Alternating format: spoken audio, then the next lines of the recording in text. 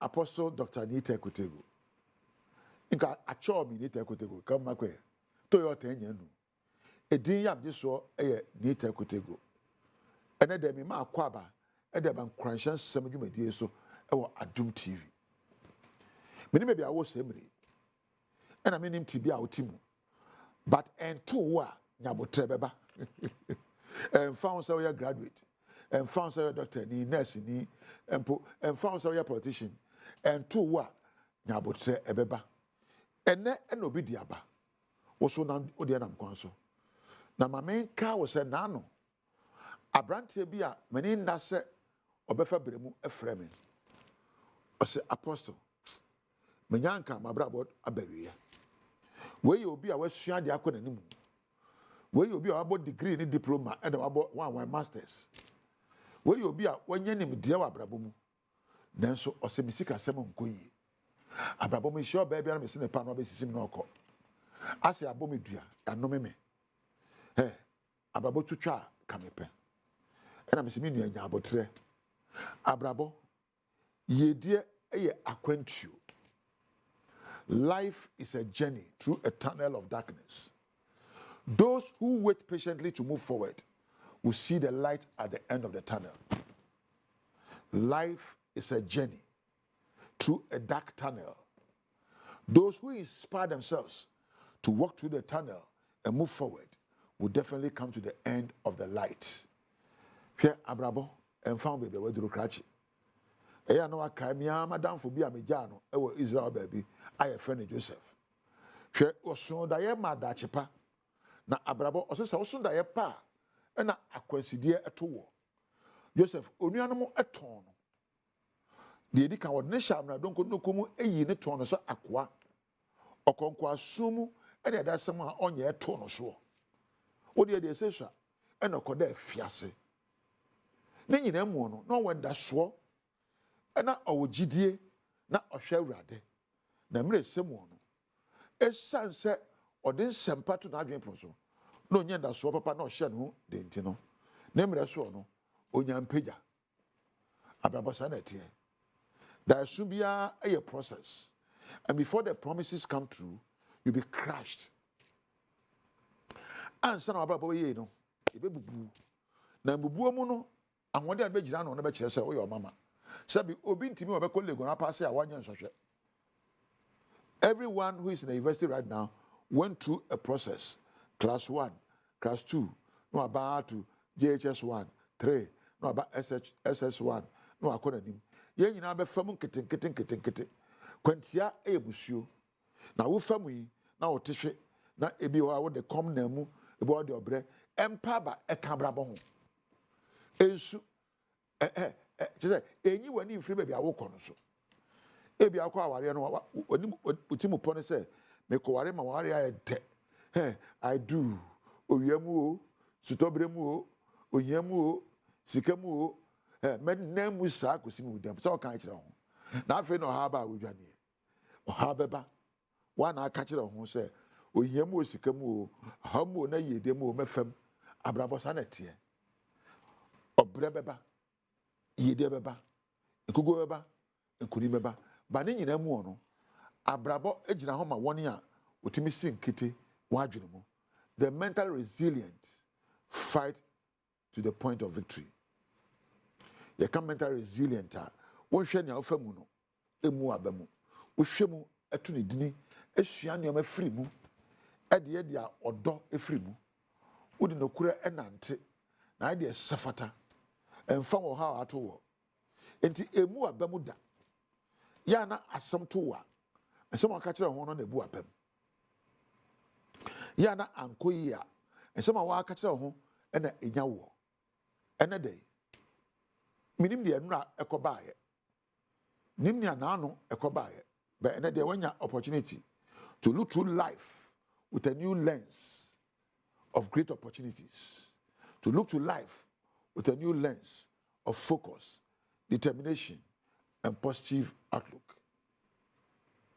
And show atade awoshe. And show mpa woda so. And show baby awote, show baby awoko. Na sha wonne. Na pensusu ye pa. na susu eba etwe ne mapa ebe ho. Positive thinking attracts positive helpers. So onye susu epa woni awo ani na so papa twe won aben ho na wo mre so no eye die bedwaro. Empa bada. Enyamuda. Emen kuguo ntu udini. Na jira kuguo no na ka che ho se ye die mu na mafri abomeni ho ni din se I'm a man and a woman of victor. And I'm person me no jan komodie we. Na me nkura nhyen sama me de bra we.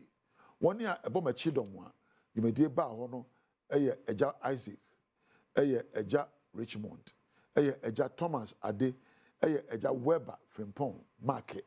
Na eja Weber Kpebu, ko ni abrantie Priscilla na empo Ade. Wo nyina sinkonwa ebo me ho ban e ma dwumedie bedu mfie mu a ebiom eye Edmond ena Thomas ena wotwamfoni eja camera chi ena osmosis ena Michael ema me sound wa onya amre hwe media manage ho dodo se onya amre etie mienti oni onyame entina Mame ma watsen ha eye Adom TV bedwam dwumadie na wo hye no sabre ye bedwam kase ensema ye de ba no edoso Ghana Registered Nurses and Midwives Association eno no eye anesefo ene wo ma wo mogia wokuo wo ma maban na kose bosuma ye besin de to so nkron se entiase bi a wo mo agitum no wamfanya adwuma wo mo de omadwuma ebeto ho eno achi so ye bekwa santimante mu se adwadefo egu akwan ho no mpanyefo asase etu wo mo na enam so ama se yekasei woma wo mutwi asen ene wo so ne na mokwan ho no de wo so adwenche aba afa ho nsem ne bi e kan we hu na no pai medie mu nche mu nyina e ma se no nsia brem kasebo e wo bedwem so edian megye so ene abena pokua a hwenie na yenhyase na ensem no yenhwemu amanebo a Ghana Registered Nurses and Midwives Association wa mama abana kwakusa ye homu mobosome de to so enkron entiase apam bi omu nyina gitumu so de be yedwuma ama nurse for the midwives omo ho ato wo no wo mo chese aban no enyeye enti yenkwa nkosi boso ye besim de to so enkron aban ahwe ani ho dwuma adwuma bi omo ye wo mo de beto no tuba yaresa bia nyade abenyom so be hwe Ebano ye collective agreement enioma e wo say de wafa ye dwuma mu ye employer ma ye no ye sign ye last year May 2024 ebesi ne ye employer enfanye dwuma ye members no so ma bre nsema ye kan ni na no o ma te abre enti asema ye kan ne say 2nd and 3rd June 2025 yesre a nurse for ne a midwife for I wo Ghana fa na nyina say red band ye ebo men say omo mbo bi no mo fa nkwa adwuma so wono mo a osan soka de kan ho biem say ye de ya ready say adwuma no ye bekoso aye ade a ye hia ne say ye collective agreement no ye employer na implementation so ye ade ba akopɛ agreement ne wo hodada enya afa ni eba be negotiate biom enti omo ntro krata nto so enfa nkoma Ministry of Health ni agency say your collective agreement is implemented. Medewe kwa santimante meho ena mpanyefo wo mantem ni mu ahyase adwadefo mo ewo kwan ho wo mo tete lorry akwan so ena pavement so nyina no wo mayi wo mafiri ho na ahyankafo ne wo mo so ekwa bonti kudi dwanam krom echese krom ada ho ekoyie no mo hawo kase ne se ebeka ho ebeya febo anase nansa na adwadefo no asanso aba kwa ho biom adom kase edisa mane echi ebe na otwemi ensani na obepie mu ewo asantimante mu a eye Kumasi Metropolitan Assembly mudi enhihye bi si wo se omoboa ema wona wote kwan ho nyina no watu won afiri wo sede be ya aka akwaniaba ebe ekoso ene adom kase etisi monte so ni adrava fo binum a won mu twihyen ewo adum ne mpatamu ebo nkomo sei kama pa ama ya jun ha past 13 years na omoye no ama kwan mada ho ama akwaniaba di no so aye kama wo go so na no ye din be 1 hour so free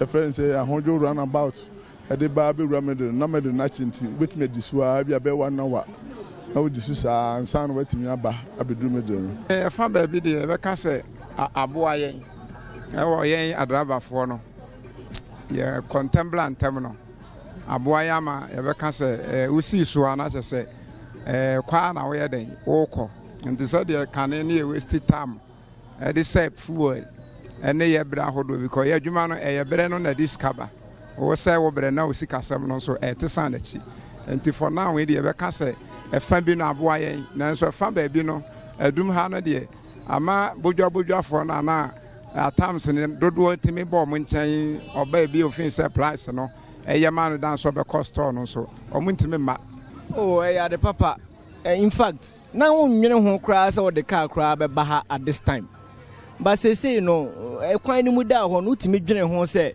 oh me obi bi a meya metimi de car fa kwan ni mu a be fa so na maba nti the papa tena duma for years me who say bi da the congestion I easy to say brochire me who be da me wan tini ene me ba na me say came me boss na say o ya de kaka kwa branch amane bo Asante Mantem na minyina semi so na no pa ibedwam kase de bai no me fancy edin amegye so ene abena pokua wennie na yetwa ho ba na feda bokrata no seba hodo edi aba no yasase aboboso ama oman hene kwabena Asante ebeka me ho na afi yahwese dia enioma eko me basisia Mama kwaba bi ma ha eye bedwam dwumadie so Adom TV na wo hye no na se de kan bo wamane no oman hene kwabena Asante ene de bokrata no de aba nyina ekura no or the ba me so be the online portals awodo no me di mu amane ye be hyase adomonline.com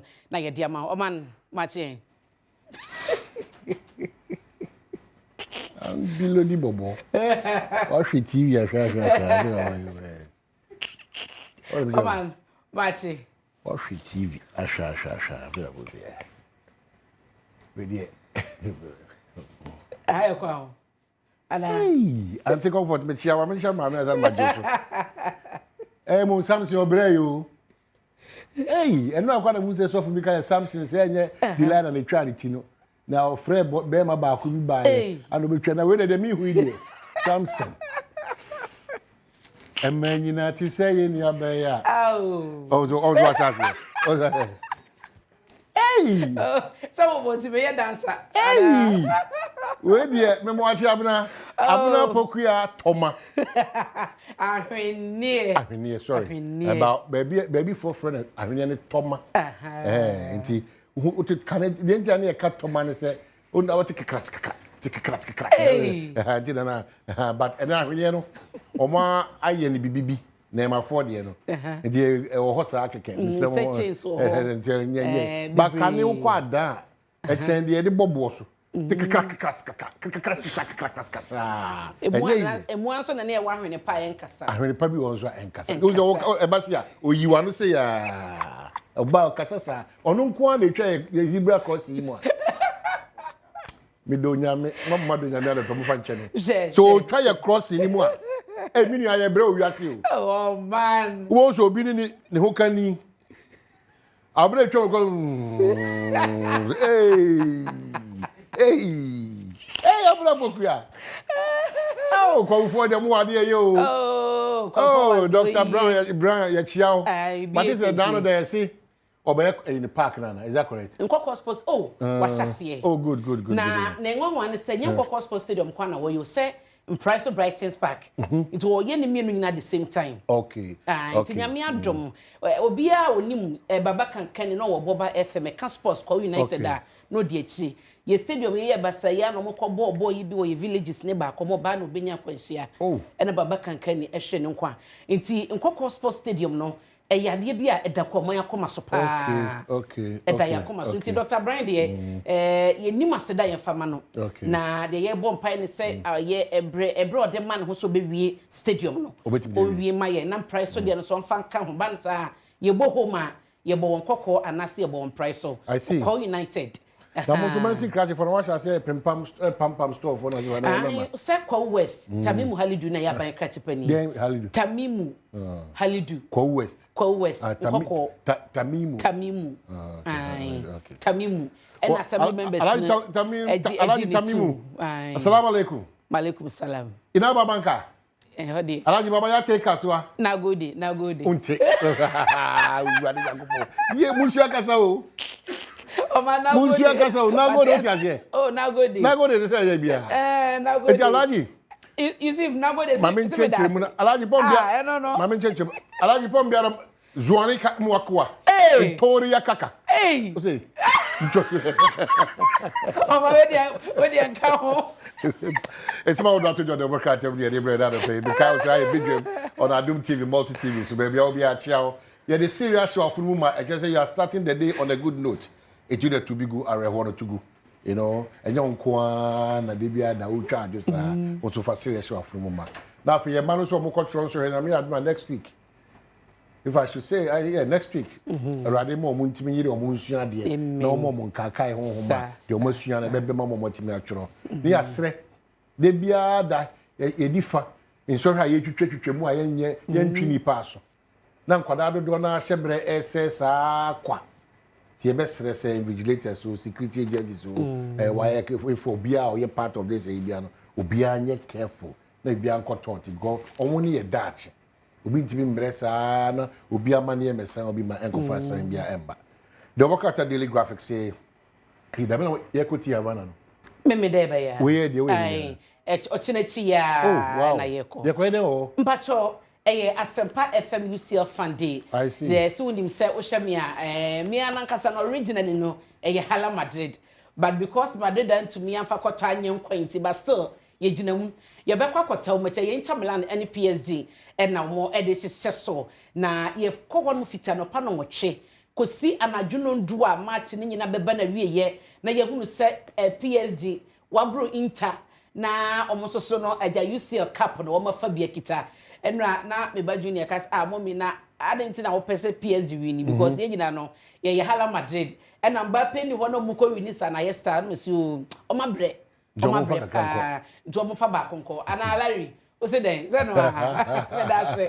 eti no nyampo a mementa ficha no pa no wotwe kwa kosi anadwo de ye wo ho obi oba last year no hunu se dia e ho ye nika itu ba Jesse bia wo bia se ye Inter de se ye PSG se ye Hala Madrid se ye Dortmund team bia de man na ya poto ye just say enti bomodi ane bra ye nyina ye be wo hono mo na games be doso ye nkase ye kotena hono ma enwum wo ho ye be games na watwi dwuma de ho ane ye be no casual sports arena e hono be ye no ti na activities no midday news ye be ye afiti Havana ma ye hia ye be yimfoni ye be di asa ye be hwebo ye be sego na man go ni basa na che so bie hage o ba atu che say babia me judio o muni mitia go ni basa babia ye be hanisa eyego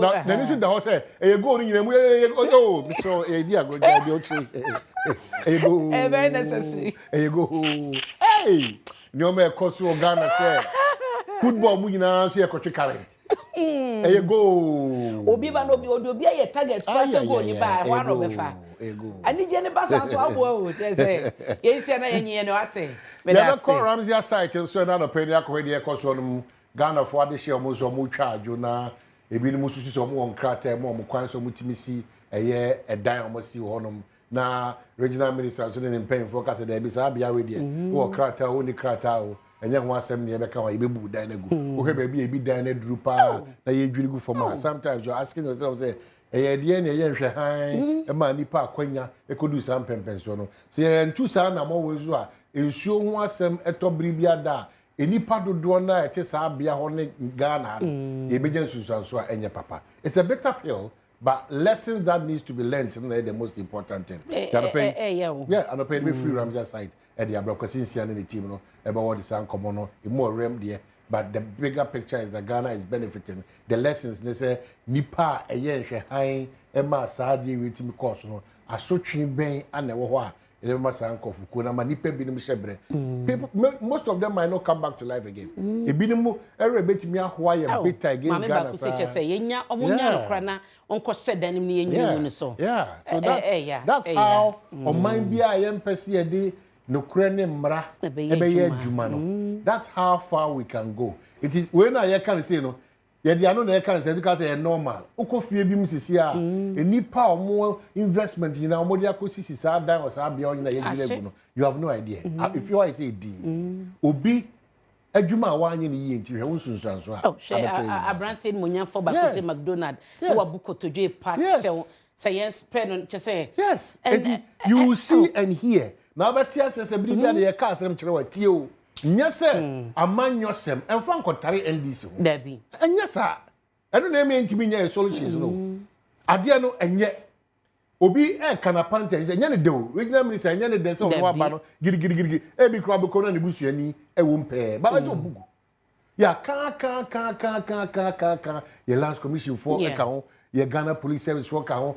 omunyina forestry for yi assembly for nyina obekom o hwe anhye na onipa ndiko nya krata nya akonya amanyosem yi obi agya na djuma onye obi agisika okoti kwa it we have to start resetting that mindset na down say minister koye no panyi ba ko hon ma oye forestry pejefo amo ma si adane papa etu so ba bia mo we dia hade mo ye okay ahade na waje 20,000 na waje 30,000 na waje 5,000 and minister ya de mama ni gie say was it we second time and Crawford you say nipa ba ko no so say waje omu sika chom so ba bi mo ne ye it is happening ye ka na semi ehwehwe mu bekoso what discard manipa no the assurance say baby otene ye at the end of the day you see the buildings are ever down you obi want to pay obi we roofing na just wa plaster o ya dwene nyina gu fom obi want to pay because you can see the bia da ka obi amani asa obi no obi asem treat obi aso say ohu akodi mu a iron rods na nka otowi a odi aso ba wi ya dwene gu fom a ya obi say no you be so better amonko say you be so better obi negligence no yes your carelessness no jine baby ya so odin man na minister kasa na besa busume mu ani a president ko ho mo mutumi so bia wasi dan yasin so kwa mu busume mu mo ko dirigu ye no chese gidi o ma sanso asi biem nti no na we su bia besa ya no say abna de besa ya no say we a ye dwiragu ya anya careful a ni pekuo fufuro ebesa be furo edan fufuro asi ebasa bia me anopemu fancha ebasa be jonyame omane mu tra be yede won said ye nyina ye boa se ampa ese fantasy edwiri ni nyina egu ya wie no na abna apokua no no oche mra na Ghana mra no ondo akopija ndese no obi aka ye jano ne ehwe no that is the fear because aban be ko ye bebu agu ye be say ye be etie pam ni power circle ni kumase nyina ye dam nyina mase be yo so no ba be wie ti o masamba o man o masamba o masamba baby e kanesi overhead yi so ene tudum line no mo de to na circle new plan ya de o masamba kaso akra de akoda ne ntokwa ma nipa enuma prepare agedi fo ne so mo ntia se ma task force ni police fo no entuom ntia de me ho ase ntokwa o ma prepare na wote ana so de bia Ghana nkoso a Ghana ne be da koso what country is this se wadwen na mpanyifo no so mo aye nyesa de a de yete ya na yetie ya. Well, ability we'll rush through online stories. No, wait to me, I'm quick enough. Na so adom.online.com anopayi ebo amane se post for de adese atumu se wo emwa na penye bia ye obi edeka adwira no e wo malam janse honum no wo mo enhwe na wontumi identify onipa no sanso na wo mo akọ abelempe wo mo kyese obi afimu wawuda ho na obi anim no so ofiri he so de sense tesen into wo sese adofo emwa na no so montumi identify na edanchen so a obeka ya June 3rd disaster atorenchema to my Ghana circle haya nsu yiri ene eja na omo a omo hukodi mu a omo di nsenseme no de sobo ebo aban saban to majeje mu enfie dunie omo tekitame enti jame na joy news so na omo chese de MPP for atitafo ni bi de ye nua bema Abdulatif ewo police headquarters no antwaye yetie wo sori ye waso TV wo hye wutie se bekasa nti ye ka na obewie na wo boyen ya na mo anya de nti MPP for mpanyifo no mo supporters nkasa pa eno so eho asem adom.online.com ye respect Gabriel so asem eda ha Chief Justice suspension no na ebi kase ni ade no kra won resign no pede ba bi ntina e no che se eye personal decision e yo no ankasa gina ye wo so si se ode adwuma no beto ho anaso emra no obetwea akosi ase e yo no a the decision was say what the engagement your man adomonline.com. Well, yeah, that's so the Daily Graphic any man we say tax exemption irregularities hold public officials accountable.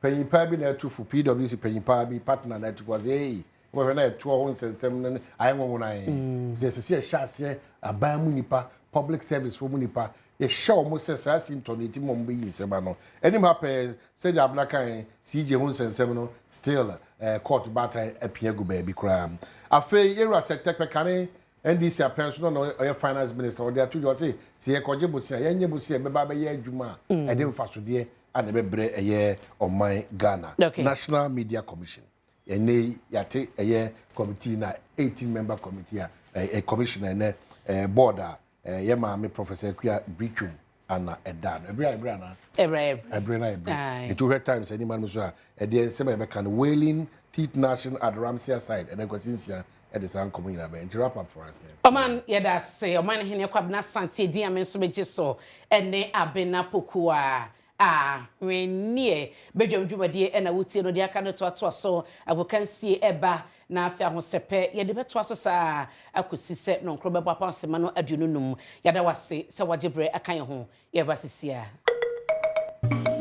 yala gudi mun samna to so se Badwam wo kansi samna to so de se fata sa wote no pan so ye de abrawo kete we senye do wura bia ye baya na ye Malta Guinness na de sia konkon ye de ba Malta Guinness me pacho ba bia befa bia ye Malta Guinness and say occasions no a weekend spa na ta baso ye ko ye ti avana ye ne Malta Guinness na ko san say ba bia befa bia no eno an obia eno mo reho mu ye nom ane gimu ye nom wow happy so chile yes so the chef fridge mu na do has a block akra be mu ano den pa na the go ice cubes so ekoye pa Malta Guinness proudly made in Ghana bi so bia na ka so pe moto a no man Malta Guinness no na ye the original we are assured say nunu ahodo mu a enkomo yare bia sanso na Franco Trading Enterprise eba no appliance ahodo yisu ofia TV no fridge no ya de no blender no microwave ni na obenya be Franco Trading Enterprise dem akwaba Kpebu twem producer keji wana kasani Erica Sedubweri yabasha se na area fi the UEFA Conference League and the finals on Chelsea are champions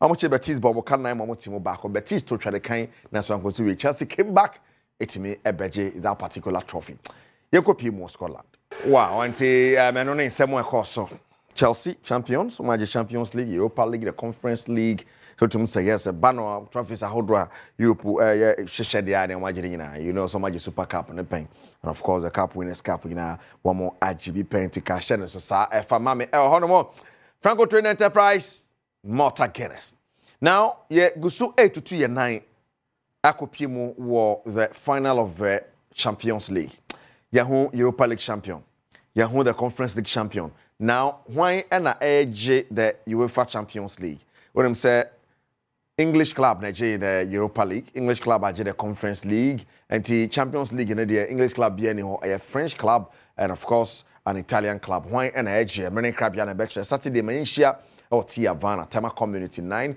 at Asempa FM UCL Fun Day about the papa but yenkwechi na yenkohe the last time Inter Milan UEFA Champions League final abroad ne Bayern Munich boy ye hwe Inter for the pa at Inter the last final our boy no see ne sikopie well Inter Milan and who say Sule Muntari ginemu dendende ana nya sam keto akra so no ne de kai ho kakra with regards to the Champions League and tika channel so sa fa mame na ye kan sa no ye ntisi mo mrafie me hede ye koso fie but mame fa fie so London kakra and rather Black Stars of Ghana in first game or Unity Cup ni mo no Nigeria che Ghana ball Ghana Cup minu ma Ghana eti kanimo ba ko we mayankofa kansie tournament aye boy aye hwede mo se ne ya we ebuekam no the third and fourth place no so ebesi akọ 10 yankohwe highlights ni we ya buy the change some so atwa so Nigeria 2 Ghana 1 wow and so when on so wow Ghana ya hwede mo na 31st ya name Trinidad and Tobago ya hwede obeto so miensa was a tournament anymore and so Jamaica and Nigeria bebo the final on that same day and Nina bebaso on Saturday and no ho asamara wow you be actually to ado aka players ni bi aka so the honsam bro, and these players be more Black Star be paying, so no opportunity for them. But some of the senior players we're expecting, some of them home restaurant be now home proposal, give your men sure. And yeah, you know, the team na any day say on himself na on one be bon na ka say na on 2010 or 20 ni be tension or be 2 and ka be un so be yero ho abo sure master playing kwan so hwie sa wo chiro ala chairman Simpson just so dey na ho twi sa ma share but we hope to see second be aso no the second game no be simi akose yes yes slow starters the may send slow starters say we ever see akọ so hon me run sell or give you a good account of himself and so Fiana 20 AFCON no buy until o pray no yeah brilliant pa ne so koko pray ko ha dwen pa ne ya before ne concern from Ghana your national youth boxing team yeah from the Black Rockets am akote man animo or the 2025 Africa Youth Boxing Championship na se anya sem keto medals de o maso bi abegu ha no mo right Richard Akpokavi and they one no president at the Ghana Olympic Committee or the Abasobosho corner the Black Rockets. Ongoing, we started pushing them for them to know that we have what it is for Ghana stand for one camp. Fortunately, we were not able to find out which is accessible. So we cannot say that because we don't have so much. We must keep on pushing them for them to get to the ultimate. Finally, we were able to succeed to the ultimate, which is a gold medal. In fact, I have with me my able first vice president, my second vice president, and then the third relation. Mustafa. That we were also pushing and wish for the boys actually what is expected. So as I said before, I cannot say that they are bad, never about bringing them to you. So we do as a matter of fact, as a matter of fact, there is no over. So same youth, or if I should say, we are going to go in our order boxers. All right, Richard Akpoka, if I change voice anymore something, which is Bernard Quarte, president of the Ghana Boxing Federation, or then someone to grad GOC president, I say Kwambia so no more boys na omo hwe se Kwambia so no we abai no ye nto ma jeje mu na da atwon betimi ate o manane mekase pa. We started pushing them for them to know that we have what it is for Ghana stand for one camp. Fortunately, we were not able to find out which is accessible. So we cannot say that because we don't have so much. We must keep on pushing them for them to get to the ultimate. Finally, we were able to succeed to the ultimate, which is a gold medal. In fact, I have with me my able first vice president, my second vice president, and then the third relation. Mustafa. That we were also pushing and wish for the boys actually what is expected. So as I said before, I cannot say that they are bad, never about bringing them to you. So we do as a matter of fact, as a matter of fact, there is no over. So same youth, or if I should say, we are going to go in our order boxers who are ready even with that. So we are going to go in our for them so that come December, the same youth Olympic qualifiers is going to happen. Right. The Black Rockets on some kakra.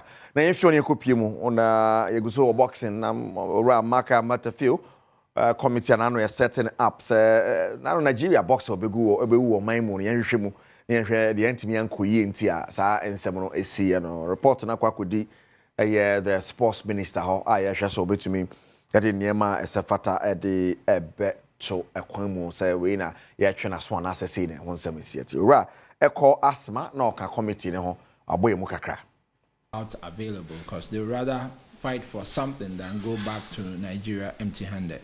Whereupon, according to him, he made arrangements and got them back onto the bill for that Saturday, which was the IMAX GBA.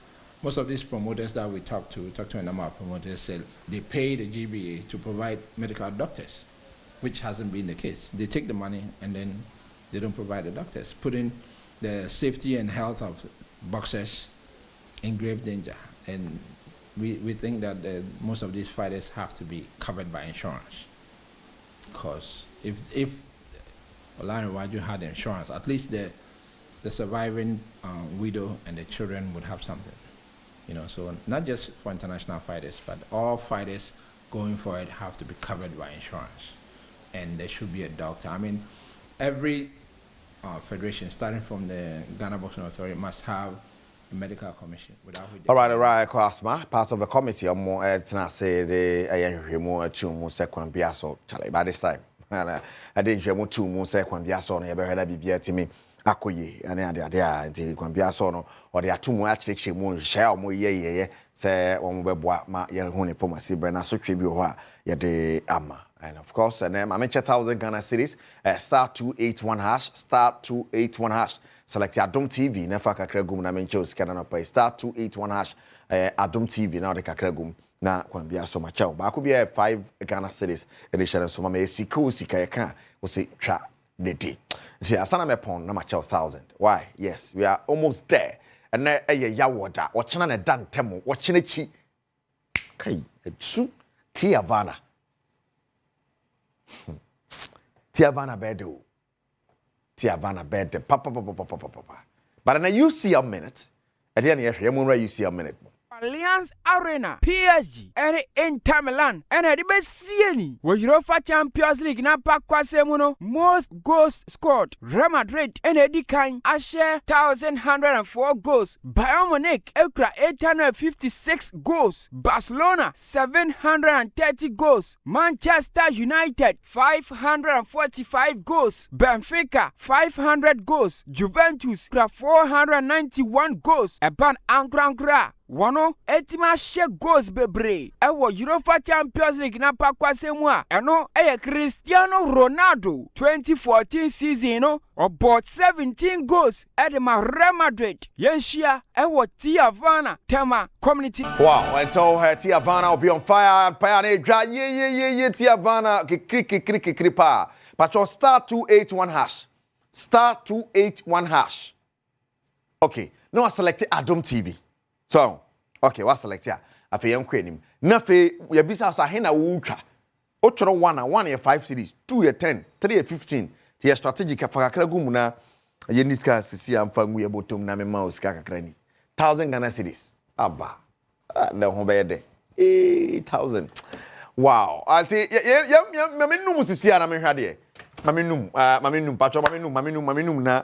Nemo be 1,000 Ghana cities in me bottom kakra ne ade num mame num nafe eversane ehon samwe siete na 5 4 3 2 1 1 na dim sika no be patcho wan na dim sika no ma menhwe de wadi sika no sisi a wow patcho Tama Community 9 ye nyina ye hia ewo Tiavana ewo Tama Community 9 on the 31st of May 2025. That is Saturday. Just enya some keto akra tisha so ma mehwe na ma ho de wadi misika no na fe yakoya nim na bibia so atimi akoye o hodo Franco Trading Enterprise phone Papa Fie Franco phone Papa Fie 0246422338 0246422338 and 0555939311 0555939311 and we number no Malta Guinness. I'll say it is time to make that move. Malta Guinness, we move Malta Guinness for Kenho no matter the occasion. Malta Guinness Badwam ama Wontumi adiska adiago botomo na kese no ho asemano no wow and I pay Shannon Sumame say awia ye beba na even on the show ye beba na ya bedi the UCF fund day ho komo kakra Bedwamu so na mo hu sane esiako so far ya hye niam adu nanim yi party hye so mame ye frɛ winner na sisi a ya ma 1,000 Ghana cedis no ye frɛ sisi a na ye mfidie no ebubu nani kakra na mpese wa hwɛ se ye numu na obi edi egu ne botomu na kyese kwan bia so no we na edi a na ye hu nye no libilibi no labala Bishop Dr. Anthony Chief amono my 1 week observance ne bass on Thursday the 5th of June 2025. Bishop Dr. Anthony Chief Mano Yame Fanekra NCAA. But the 1 week ago, I award that the 5th of June Resurrection Power and Living Bread Ministry. I was fantastic. Kumasi 6 to 6 p.m. 6 a.m. to 6 p.m. And about dress code near black. And I said black and white. Now you can idea could jam a bushia. I was quite so. And here goes. Yeah, I say bit my friend and winner no. And then yes, Kololo impressions. And then so also mention Madrid Jesse in family. And Ram share Jesse and Kololo seven share different Jesse. And yeah, caught Tiavana. Mfaka ba Tiavana. Pe Jesse bia any Jesse team bia. You necessarily say Paris Saint-Germain na Inter Milan Jesse team bia Jesse with me share Ediaba. Kololo 0244760415 0244760415. Kololo number no Jesse abashe bia. We are Real Madrid there. Ti team bi okra unim ni di ba na Jesse fe pa. Come on. when I just say kwambia so agye de na bibia timi akoye ti na ye hwe se menya me winner no na me hwe se menya me winner no na ansana makọ ma de na no paye unim se a wo Adom TV a aquatap purification water ya advert no Adom TV no omo pani pa etn now in fact ohwen Mr. Ernest Anson Saka wa aquataps Ghana among the aquataps purification water tablet kun aye James no money me fin money ade tin so mu wine no among the aba Mr. Anson fantastic morning going out you your child pass won fire any agro busia padi botwe me producer yes yana wakaide nankasa ka kejwa na were kase du body sabre apomoni wonsam to aso yes health tips no ye de ba Mrs. Afiama kwata makro we are the answer person to us so hebedwam memo akwa Adom TV bedroom health tips so na wochi mu oba beti wusu ansa boa yen aneurysm ho nkommo ni nyina ne mojabro so wo so a umpe ho asamonka waye ho se wo okay ebekum tam kura antimistral setting wadaroma kokko check odie ene sifas mama chuno enada na ko check hwe se bibia e kama oba penance ye nase ye mawo akwaba ti ne ye complication a e wo so okay say ye fa complication of aneurysm me born a tough family you know either say ubenya brain damage and na ubi ni me no pe brain damage no uti ye a ubenya paralysis because adwene no adamaji adamaji sa asay enti adwene no particular control no eno so bese enti se wa adwene ni fa no ne controlli on sabenkum na e chese be on sabenkum ne honam benkum no ni na abedwodwo ena obi so won ho a obewu eye ense meka say emergency within 24 hours say aneurysm see na ye intervene a ube free hono into complications ne the majority of it ewu and the little of it brain damage then so compare ewu ni brain damage na then yeah common like you know they happen for the past years the ebane there because also your healthcare system no send you sit here any be as ya fanani na ampo but uba blacks your healthcare system na and say delays kakra wom enye bibia ekotote BBC ya no bi show there be ensesa inti America 2 condition enya dia ye didi agro kra esi ye o se ye bibi fa ho nti ade se bia se bia wo fie na adwumam na asia na hospital menwa na chese sa ho no nyina na delay se mu jani nyino e na de na ye kese ehu balloon na che ansa na pai ehu balloon na ye mre nti se pressure ne da so wo sure mu jani pressure no e da so wo sure immediately ebetumi apai and it take time and yes a precope tiano na ya wo betie so obi ase ye de no hospital mo say imoja nwunu gu ni tirim na adwene obi se yes ni ti ye ne ya iti yare keke no hospital wawu no but it's na ye no ye be ye CT scan akohwem no na intini na pan na moja nwunu eno na ama ni ti yare no ebi mo wo hokro mo nyansen trene eno na ye serious no ena we nyese wo kofa BP machine a check no wo okay dabi ajisi yakotwa wo chi mu photo ana wo kuku photo ana wo extremities ni photo ana wo funu mu photo ne ehun say intini bi ahonhono ehu balloon na ayemre apai ena me no ti we bibi anje say ye yare nti denti na be hospital so kotwa wo chi mu photo enunti na ne kofa bai no e wo se ye try a na ye ye ho free na ma atorenchem we anto ye e da so chenyambo e de bewie enti o chenyambo a 5 minutes say ya wadoro ma no aka ye ho ne asua de pa e ma no nto ye ansa fasida my point 0244867068 0244867068 ochana kwa hodin ho a e be se share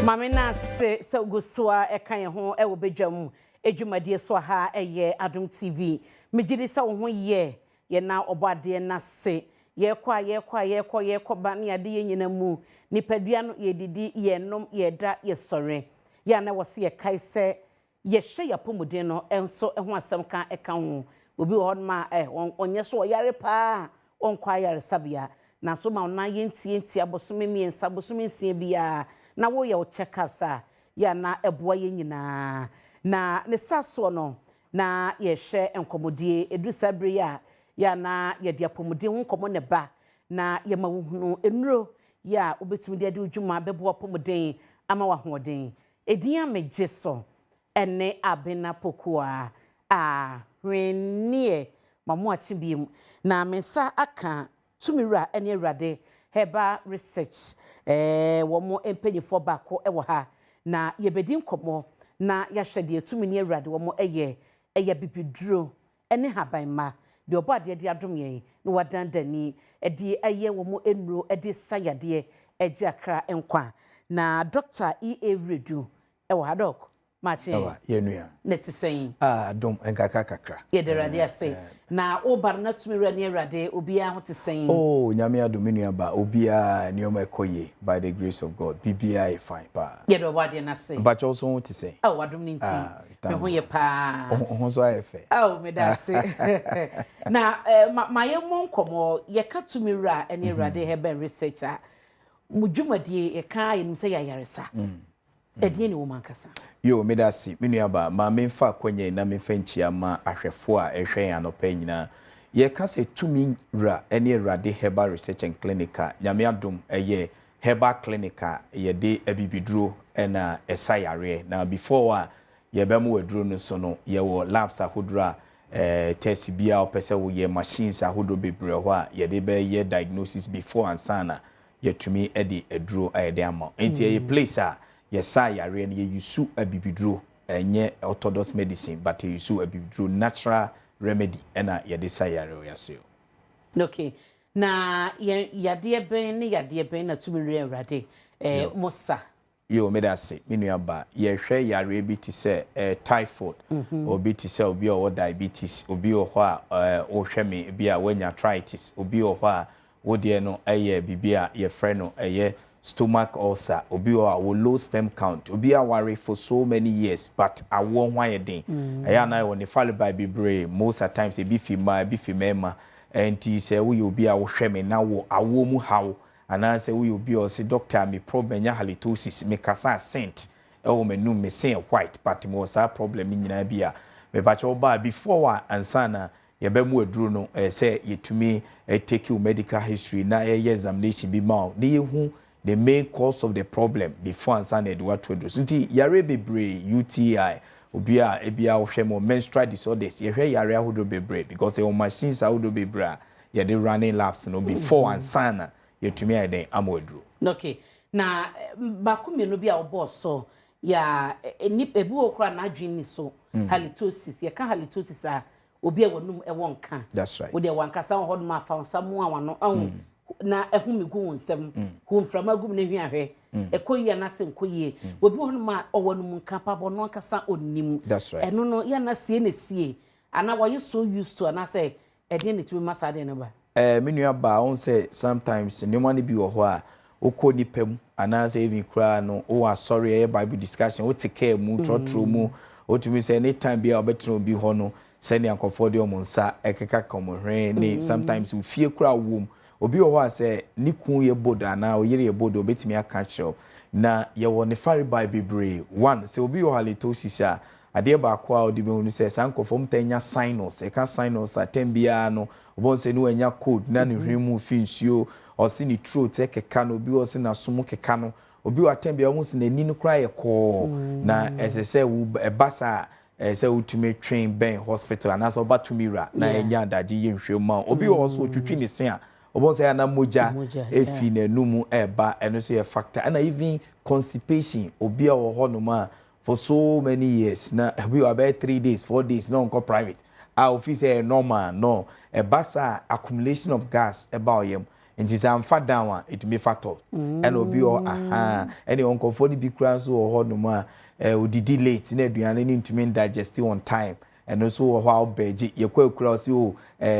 makesu no de ne sabo ne bo pine aha nti o beji a lot e basai to make the scent so ye den efi wanu mu ba ene won kofo ni bi so mo mpa mu si twitwi aha so ra no pana na wa peduane bi eno ane se wodi nti wo ba e se ye diagnosis even we live and function ye kura to make the halitosis no so ye den eba nti ye diagnosis ni ehu a ye de wo to aduro so ya kire onioma a wo be ya betumi aboa wa sa problem na be solve no one time ayo ni e we de ekwan na ye twa no wono mu wonka ebi a odofo bi anya kukudura ka kire wa da onyame ase obu a wo ka kire na wadwalai na so odom wo eye tumira any rade heba and research enti ukọ hon mai bebo anya no nko ayade ni pino a na wabobo so na tumira ne rade se ye ba ye misase abibidro nko a na mode sayade no ye hode abibidro nko a abibidro nko especially obi a wenya typhoid fever pa oyo obi a wo typhoid say no na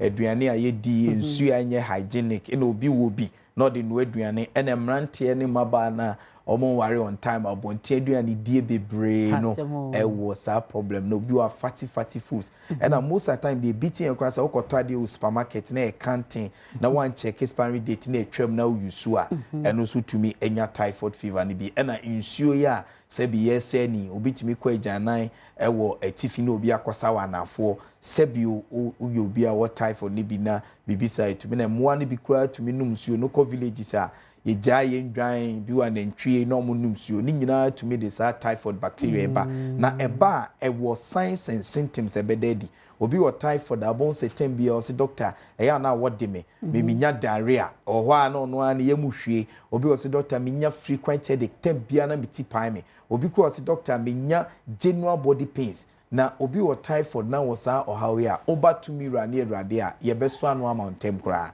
me na manu ne go TV no so no ofra ye was special code a ye de be ma na me nua ba ni je kra se me ni se ukuta 250 cedis a ye card amount ye lab amount ye sign the draw e ka ho we ye promotion a ye Ghana fo nyina ye card ye lab ne de draw ka ho and your branches ni so do so bebre e na go aha branches name say do abema mabobo e do so bebre a baby a wo hwe me bia wo ba nyame be fa yen so etumi aboa na ya mo wadura sa typhoid fever no ye betu ase e be kwa ema bi ayo na promotion na mo ye no mo running no for abosumesi ana say na what you saying oh yeah running no for 2 months nti na me no kase ya no pay ya me fia me ko Santa Maria branch okay Kasua branch in so run bi Ashama branch Takrade Cancer Road ena takwa eho nyina ukwa ye be run sa promotion bi ade e de amount say yare pa na edu nya all most of times me aba na enti e ma ye run promotion we ni say obi o yare basika sem ti osuro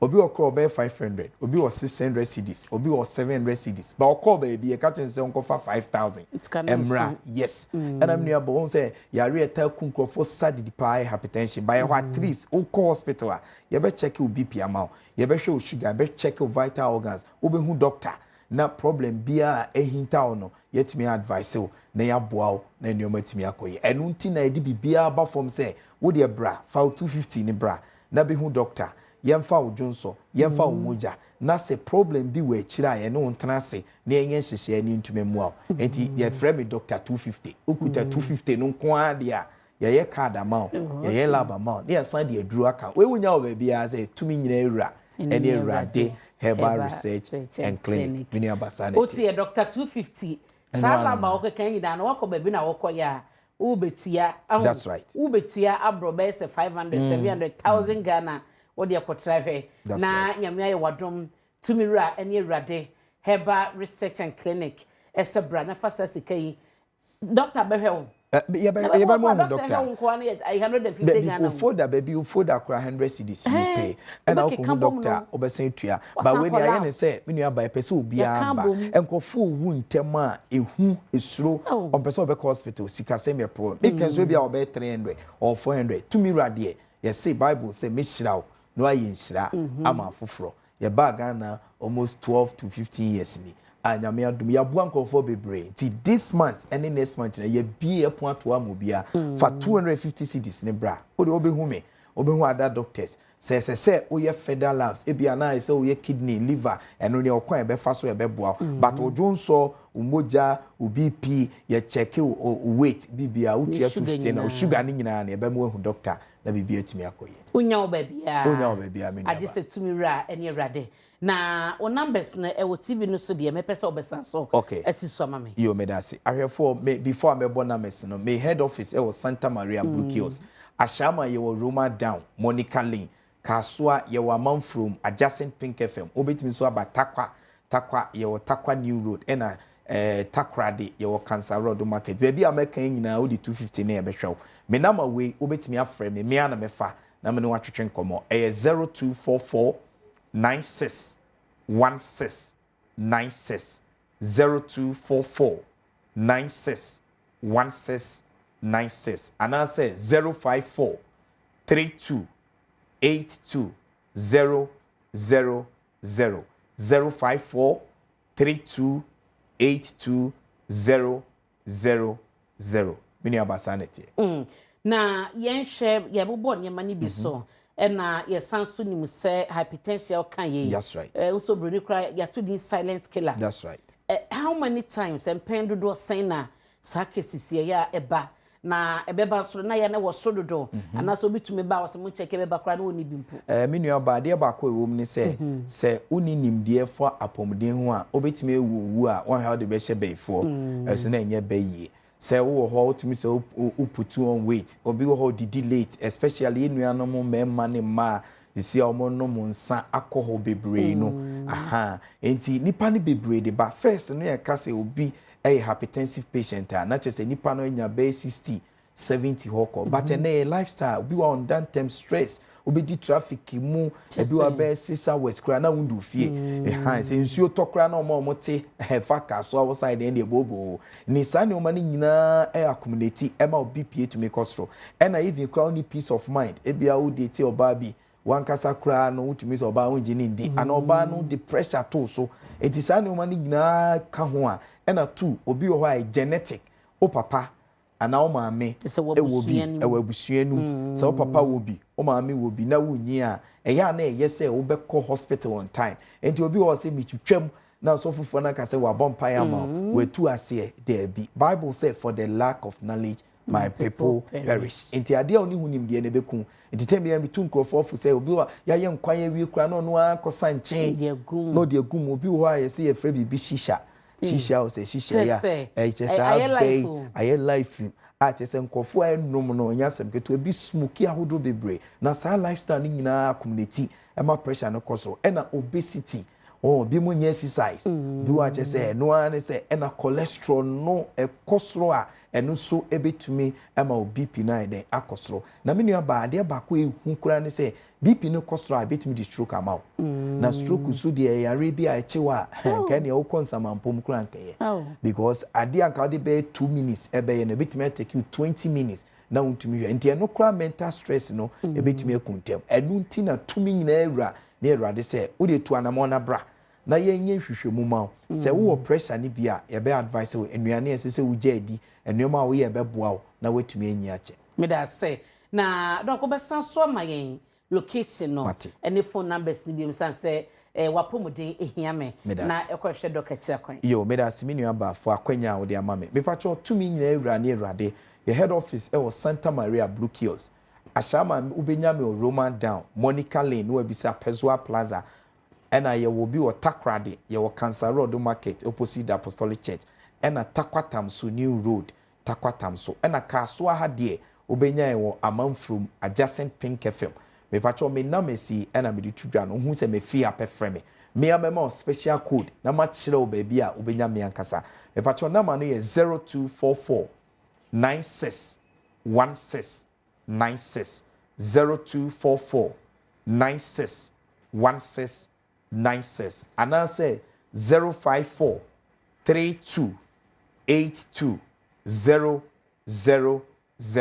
054 32 82 000 ofra me ana mefa na ma special code me da say doc anyway me da pa Dr. EA Redu herbal practitioner or the abibidro esa eyarewa so kotumira ene awurade herbal research and clinical obeto doctor want to the chrono or a doctor for nim defo a wo ho e twen se be hye na yasa o yade fa number no fe doctor enkomo bie wachire woni no eni obi won ma wo BP pa so onyi ntum da waseme ni bi nti adro kra mennom manye chiye no wan sha beda de be che won sorry oh enre ya ne ne nete ha na yade e de okọ e ma yade nka won to ho hyase kogya yaresa e wotumira ene awurade herbal research and clinic na metwa me ho me ba na afedi aka no yede ato so endpoint homeopathic clinic wokọ endpoint a ayaresa efie ye basisia yeguso a ewo ha bedwam dwumadie na wo hye no ye bonkomo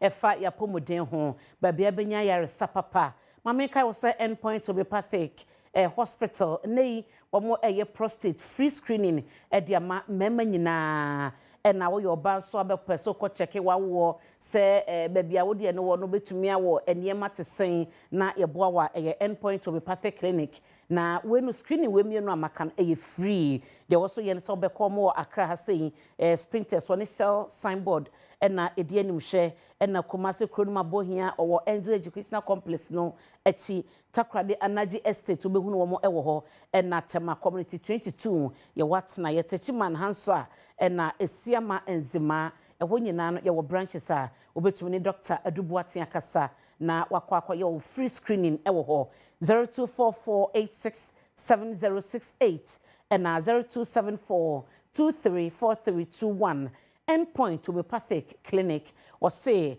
yade kwankro nyina no eho a na obetu ase ama wo Adom herbal center na meniomo ebebon komo mia me name obabna obabefe Martin that is saying Adom herbal and no pay the own house. I don't have a quite potana. Oh, hey, the skin is skinny, the hair is hairing. When I warm up, I decode Havana. Yes, women that invite you. Okay, yeah, as I'm FM UCL Fund Day. Inter Milan, any PSG Ebo Finance. It's ye okay, meba. Motivation. I'm not Ebusa no pay me in check a say free Adom Herbal Center. Every obibia or shena no pay then na ekoso ni pedwa na ekoye de bibia ye okay enkoye kra no ti na Adom Herbal Center yaba na Adom Herbal Center ye na you produce nafa X-Vein mixture and afen so nafa X-Vein capsules Adom garlic bitters and afen so nafa lady clean endure amaboso ni na eye Adom Herbal Center yendo nene no medical achechim every eye nafa lady clean say na etie when your friend say small but mind to human we make up and man na badwam so say oh say ye just anya asem kito sie man na him fie ho e fin keka one infection in every one mo e de ma we no e small but mighty e so portable e dwene mo ho so we to me dey show back pocket to bag no to me e de shame e 100% natural feminine hygiene wash na Adom yankasa ene akwayem akwatete ndwa haban ene ndwa hini e dia fan fidim aworo ho aye no krogen a doctor fa kukudam ene agina fidie ho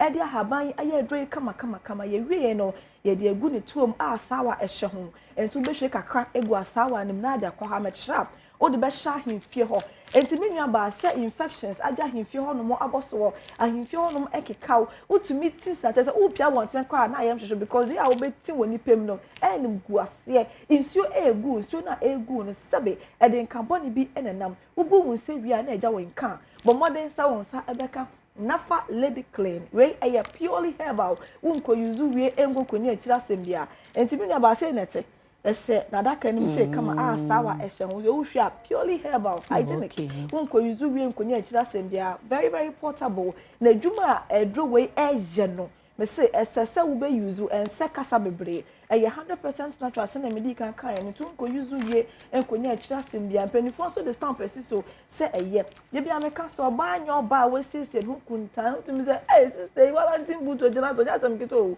there's a nimi no there's a ebu no kon the skin is skin and makeup we twini say bam nanso we kwa himfio na enko ye de bia me ka kire mo say men are attracted to what they see we come na baba na himfio ho ye share ya so be ya she me patro your bar emma wo ka nya wo ka emma hofe no emma so se suba na nya kra mama manager na mama mo fi ameboa suba na nya kra na o manager sa himfio ko ye sister forget obeti aka so me patro siesie wo ho na wa ho siesie no endi mu na nsipi na nsita emfa nkosho obi otie kura odwen ho da bi me say check the engine. We be say hey na so me senior benti de bia say kunu ayere omukobom car na otomano no dey need to kwan na just check yes so ntia sister to say anasa gay you know we fetch no na bia den so bro so tell me bia na den ode ade wa bejo won say nafa lady clean bo modern say won sabe ken bi oba de mesrew bo modern say obesiesie hu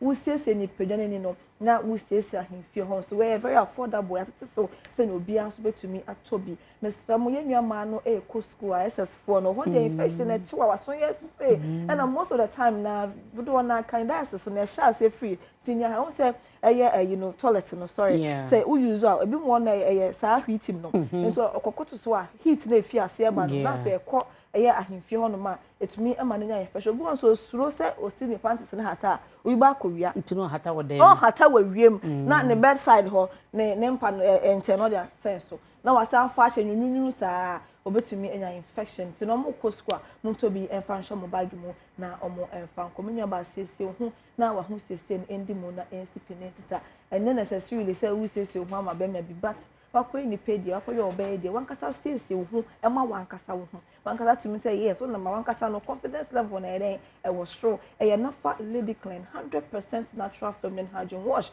unko use we enko nya chira sembia nti na meka no ahemfie ho ekekaw enswan abegu ahemfie ho no mo nsuo na egu no eden carbon bi enenam entina ho na nya hwe han bo modern se won sa beka nafa lady clean bi na no na mrante mienu bi di nkomo o se otwa abaya no ho no nkan bi efri no ho ba tse nkosu asai we sie lady na sie ne ho a okwa adwuma o me tin se me se ya na ha me ahome tse se me nyonko ba na mmeme kan sem se e de fa no ho no ha adwen ena we no kwa we o mmema no ne kan ye omden o ontumi nkan kire na ne 3 days advance ba ko from so we share ba we bi no ho ye ne fe no ho na chese na ni gin ho no ho dwo ni ade but the we ahemfie ho no mo agije no ono so ompeso beja no amana quantities or sister na we dem sra obo no ate and how many men no meti my say most of the time oba no cause hit and run obi na ye me sra one kasa so nka wo ho sister wo bete ti me pacho unya hu se bibi nkoye e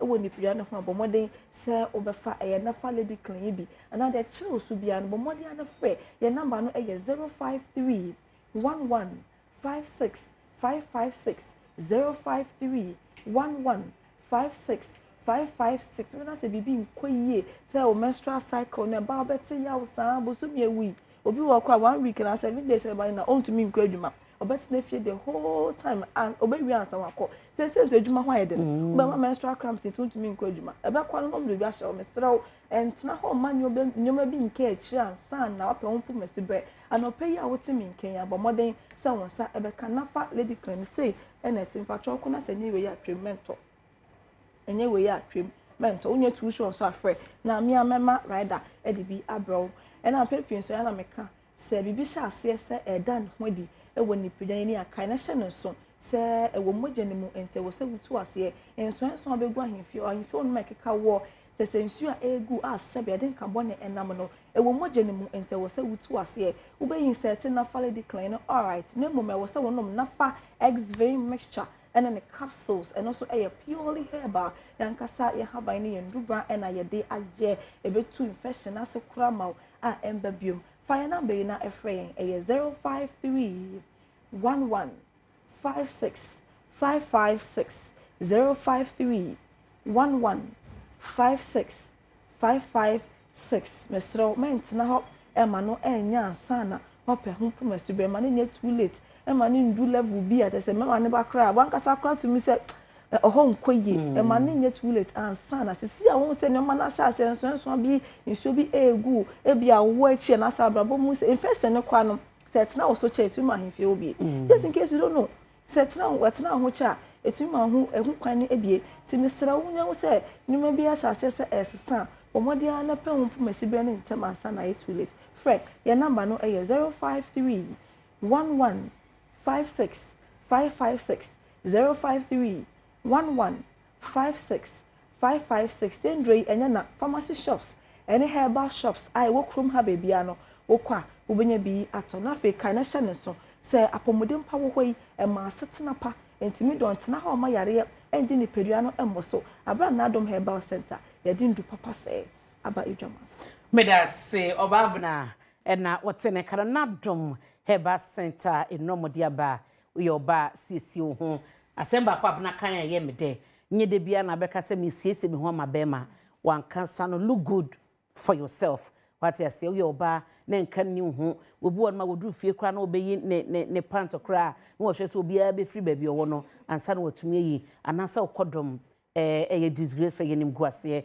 menye ne sa kopenre bi no maye ne fa bi siesie wo ho what you say oba siesie wo ho na bibia enye kama na ye bebo modern etwe ho na ye ba birthdays ewo ho somebody kan so aka che se nyambo a ochine chi ye memeda T Havana tema community 9 eye Asempa FM UCL Fun Day ene ye de so eye ni jenko a Inter Milan ena PSG Paris Saint-Germain womo ena womo de elboni hwan nefa na ehina wo bu ahoso obekwa akosha ni je ni nyina ewo T Havana tienche me ne kejua na kasa Erica Sedu body teacher Eric mene no ebedi hu komo na fe ya hwese de ahoboa no etemi ma ye ready ese meko uhe mejesi a wa hwe a wani tia na je se de atoato asosa na ene adofo pino a edu ma woda yemfa enko tewtew na fe yento so na yenkomra na yemfa birthdays no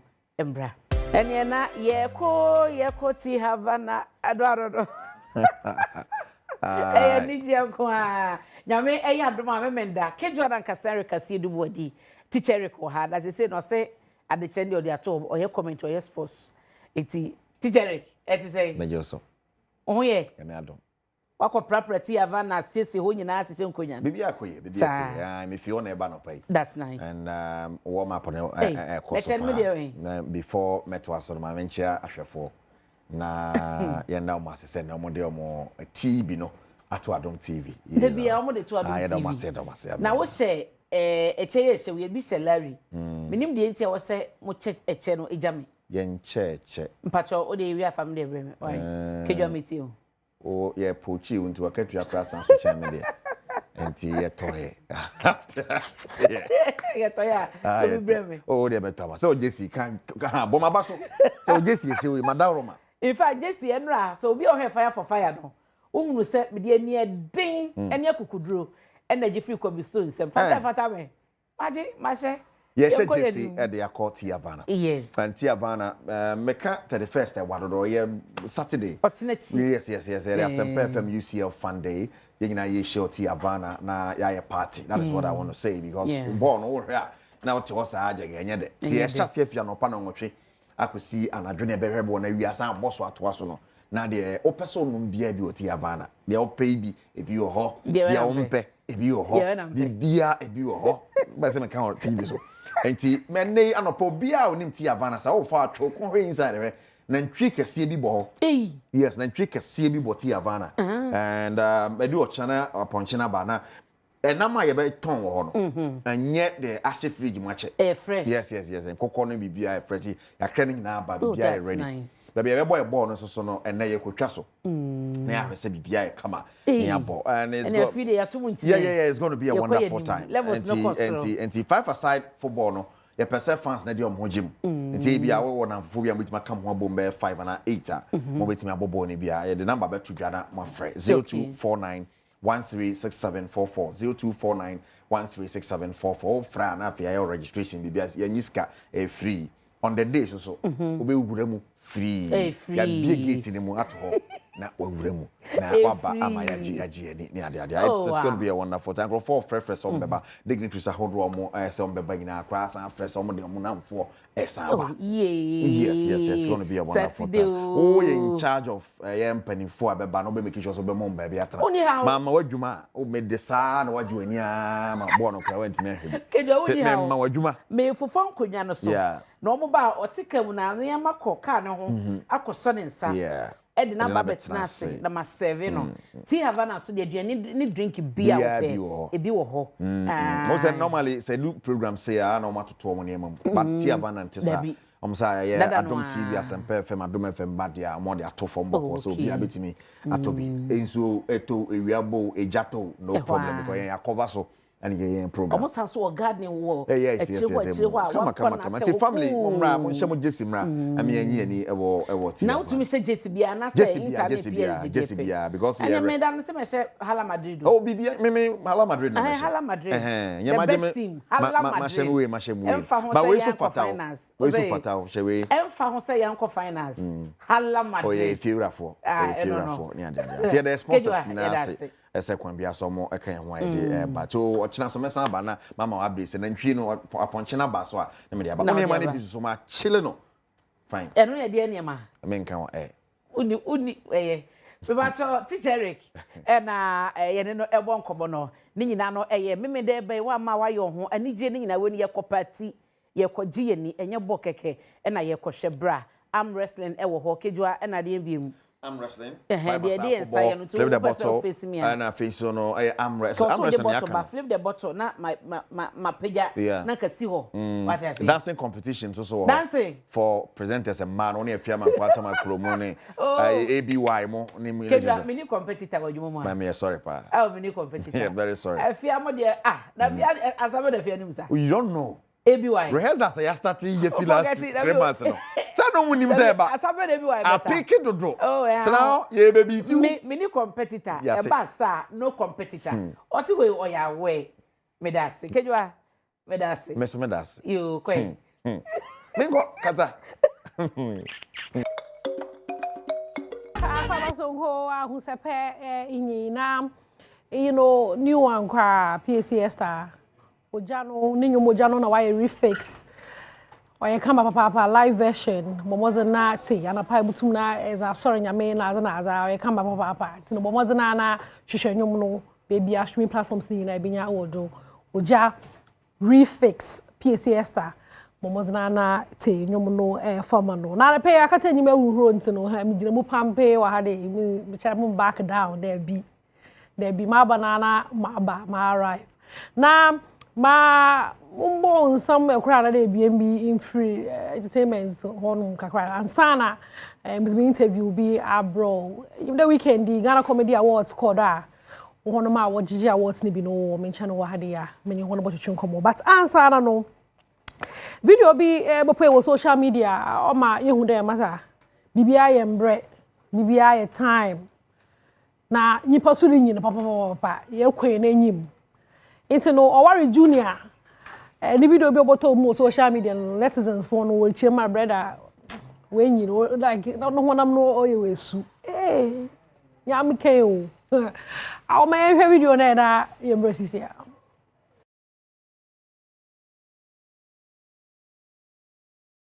into no Owari Junior again very innocent man or the one look innocent pepe into no echo comment on ma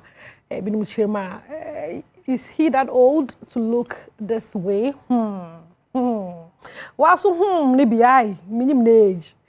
Na mama poku also say oh wow Owari Junior embre o say time na wa catch up them no. We humble man imom. Tumu the one who there humble no the one wo papa. You hope it all you okay. No ye papa no hotan. As all you comfortable. We just hope so.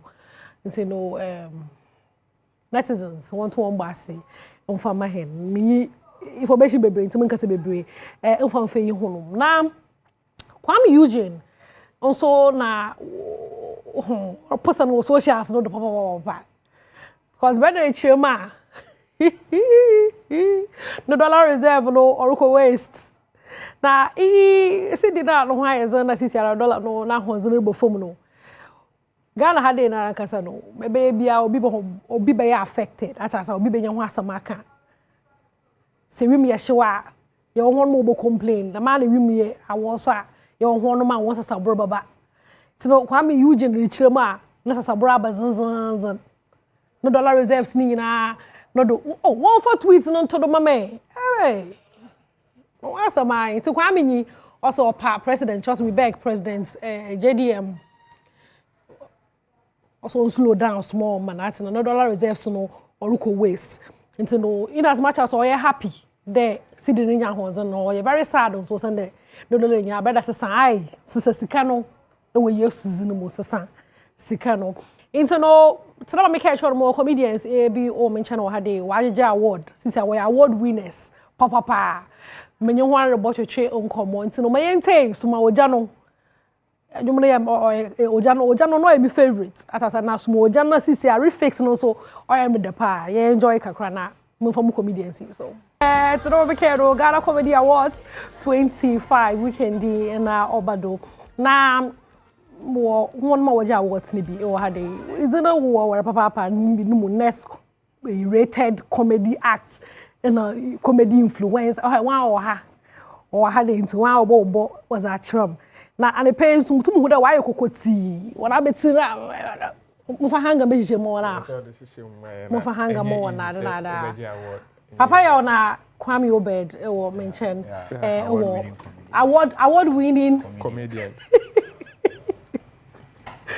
is it no channel was sink in ye here dey electoral commission be declare bi bia na we menyezu Kwame Kachem menyezu I started with one Sidiana. We started with one joke.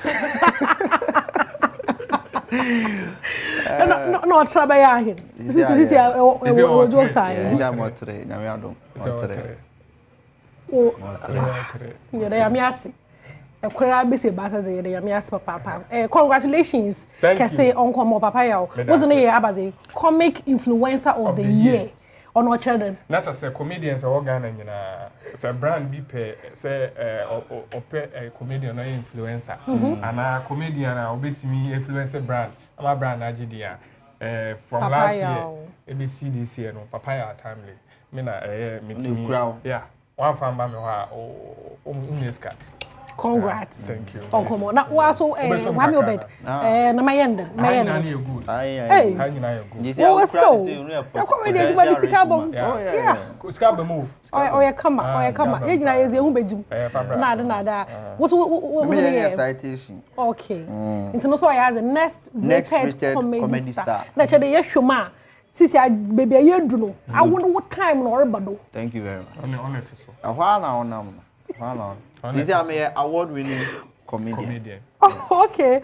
But as you know, Mamuche, what's the one WhatsApp status? What's one WhatsApp profile pictures now? Me bio. Oh, yes, yeah, boss. Nyame adom. Hey, Masa, it's award number one back or so that all. The boy had a situation about award. Into no, my reactions on social media. You know, Kwame Obed and Campanara. No sound was Sunday position or honor or Chirmoya, an award winning stand up comedian, event MC, current vibe, you once a son of mamma, one son of mum. Na Papa, you won't see me. Denta. I conform to say no, which is our nearby. It's my I'm one all the time. I'm Mr. Rascal. Bato say. It's no Kwame Obed citation no na comic writer. Hey, big shouts to all the award winners. Yeah. And also one friend say na man be tamako. Na drink you osunwe. Say sikani kakra unya. Say ofe kakra no accept. Okay, we the next one. So. Baby ameko bia o. Dam baby we talk about I want ni nya no ho I want no wanu kranka wa kasa tete wait good pure good baby ajo into no watch it with awards hit difference good afternoon into no one ma ozi kodo pije nso yen ozi watch it na azache dey bibia ro kodo kama papa Adabo. Mama share we prepare a speech. Oh yeah. You prepare a speech. And I know what questions na hodom there where stand up into a flower. There be me dem prepare, but me do say me beka no. Na me. Hey. And an attention so atom say me win be that. I see. The time almost start our dey be am man call for. That we nyame adom na my confused. Ti me do no, enti me anka hwe. Dey me kai ne say Yakubu nshira me maame. Ene Ghana fo nyina. I see. Yeah, no happen na me ti me kai. Na me bo nso din ho. Ebwa. Nkamete. Watch me. Ampa. Nkamete. Into no, mama mo wana akwenya wo pede woda say bibia wo pede wo ka bia no. Okay, so me first of all, my started. Also, next week. I feel I'm able. My started. Influencer. Into no, meda Ghana for nyina say first of all, there be first of all me danya me say o ma me sa achede we. Or asa mama akukudro asa antima no o ma me opportunities come. Next Ghana for nyina say mo support Ghana comedy. Etimi aya awards say kura Adom TV etimi ato almost half fair. Say Ghana for nyina mo supporting. Na dey toso no organizers no. Say unse we no going industry. Into say obi benya mumugidie no aka okay me ye we dey support mo my industry no obi o adwempa. Into Ghana comedy awards organizers no biggest one team nyina nyakopon enhira. Ana brands no they say me say comedians so yetimi influence brands into corporate brands amo nyina yesrem say modom Wontumi baba comedy ano yetimi movie for it me da obi bia say nyakopon enhira bia ohia me afrɛ me 050-328-7620 ofrɛ me mefa okay Kwame what so you enter my thank you very much so as an award winning comedian I won the next rated act first of all I would also want to thank God me the Nyankopon say Oma me sa achedi say me mani pansre me mani I thought that yes you're ready to me who but then in every situation you need to step out there and make someone laugh it's me the Nyankopon say also me papa no be biara also supporting me craft I mean shira obi biara Lexi the comic Obi Amponsa my friend here Papa Tamle and also big shout out to the organizers as well Dana biggest and one guy Albert Bonda Alberto yet no so I sorry. Want to come, one gada no want to come. Can you better? Yeah. Say dollar. You could comedian be to car brow but to car. Dollar to car na man. Dollar no ba na ba. Now guys they to have it flat. It me da obi biara say there's more to come, you know. Next week and as the future looks exciting. This year they be fire back to back. Okay. No, but upcoming show. Upcoming, 14th of June. Lexi the comic, a year laugh with that. But I was Zen Gardens, 14th of June. Zen Gardens. They were what he did. Or baby beer when he budget. DKB was so, Papaya Tamlin was so, Kojo PJ was so, Kwame Obed was so, Felicia Osei was so. Ghana comedians are the awards in Ayaba. Okay. Into Ope Tikita, a 200 cities spent. Or buy a social media platforms. I'll be way to get your ticket. Okay. So one last thing. I mean, on Thursday we have a celebrating what 2927 Comedy Club. 2927. It runs every Thursday. You guys should come around now. No one summer again. Papa, you know, Kwame Obed. Madam Papa, congratulations. Kese so come on. Me, Jesus, party here. Shasi. Ye bohuna kese Papa. So no. Me the best had day. Madam Honasa Obey.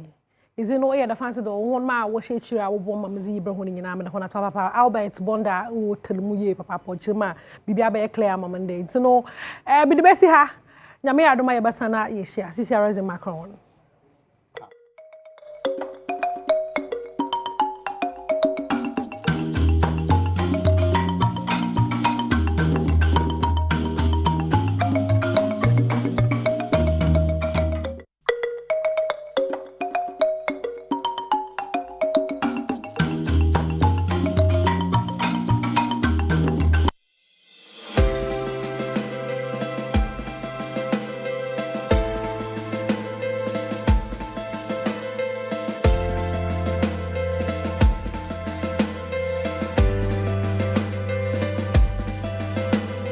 Thank you. I am Daniel Ohene Edu, now Project Director for Cities and Habitats, the rent-to-own company. I thank you very much for all that we have been doing together, you know, in partnership. Multimedia and Cities and Habitats have been around, have been good. We've had some very inspiring and powerful relationships for almost 5 years now, growing the Cities and Habitats and the rent-to-own brand.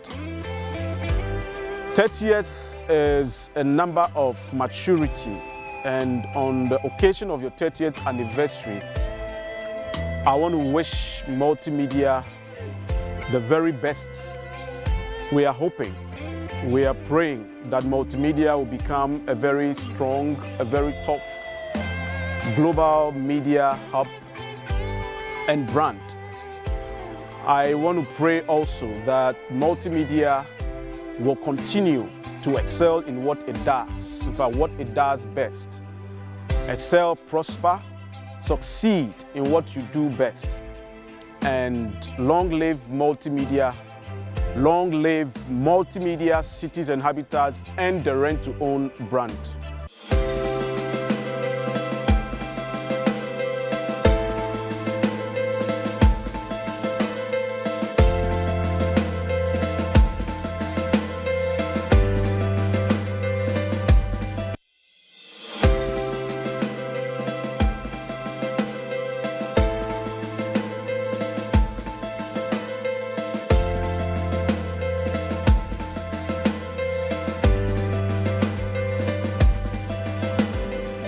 Congratulations on your 30th anniversary. We share in your joy as pacesetters in the private sector media industry, and we acknowledge your immense contribution to national development, economic empowerment, and social good. At EcoBank, we have enjoyed a strong partnership with Multimedia Group over the years. Beyond news and current affairs, you have provided viable platforms for businesses like us to connect and engage with our customers and Ghanaians at large. As a leading bank in Ghana, EcoBank identifies with your values of leadership, integrity, and community, and putting customers and Ghana at the heart of everything you do. So as you celebrate 3 decades of excellence, all of us at EcoBank salute your exceptional contributions to nation building, community empowerment, and democratic growth. We are confident that your legacy will continue to inspire, inform, and elevate generations to come. We are confident your legacy will continue to inspire, inform, and elevate generations to come. Happy 30th anniversary to the Multimedia Group from all of us here at EcoBank, the Pan-African Bank. Yay!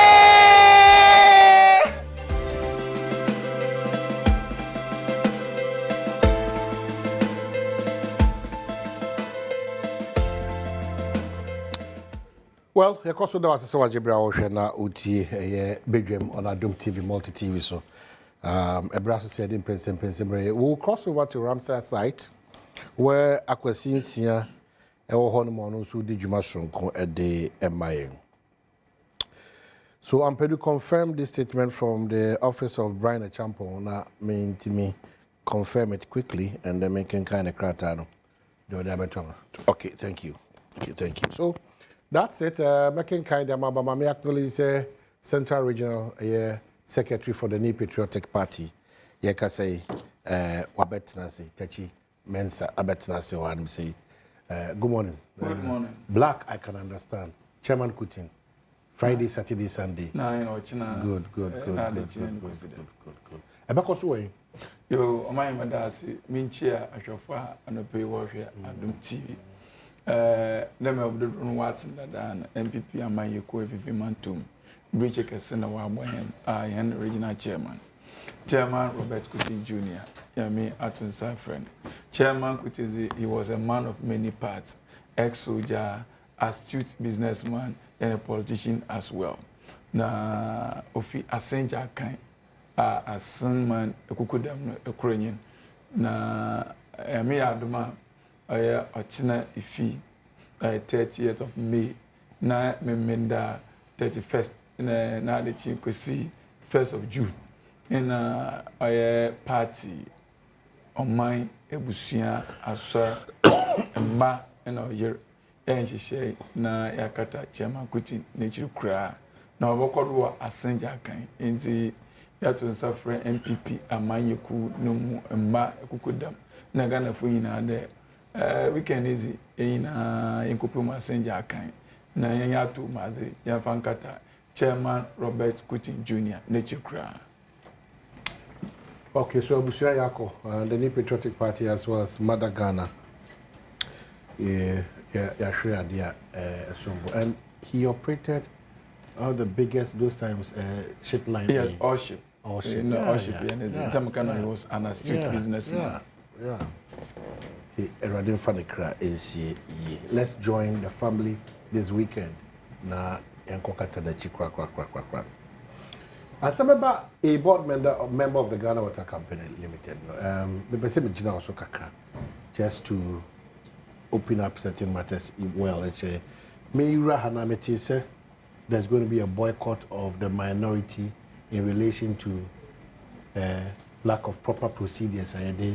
More regional, Ashanti regional chairman, FM. Has that come to your notice? My notice, but as a party in a minority in parliament, we complain about the choir buying fado only the party maybe the fado bandel. Most sit there, saying Bibia. If the political witch hunting, I've been about him now in a dubure in you or the way the Mazen. If it's a chairman, won't be easy. And son, wouldn't them pepper soon put. Na was the drones was in the nifie na the odu baby no na ankasa oba CID oba police CID what gene no ma say ofi wope was yeko for akachen watching empo no mbe mo wo hwe mbe mo wan echiri was oyer was in a hospital even hospital was in a corner odu baby mpo no mbe was in a corner. Any day, may I say that I'm in the bill, in my bill condition, or try there. We'll meet.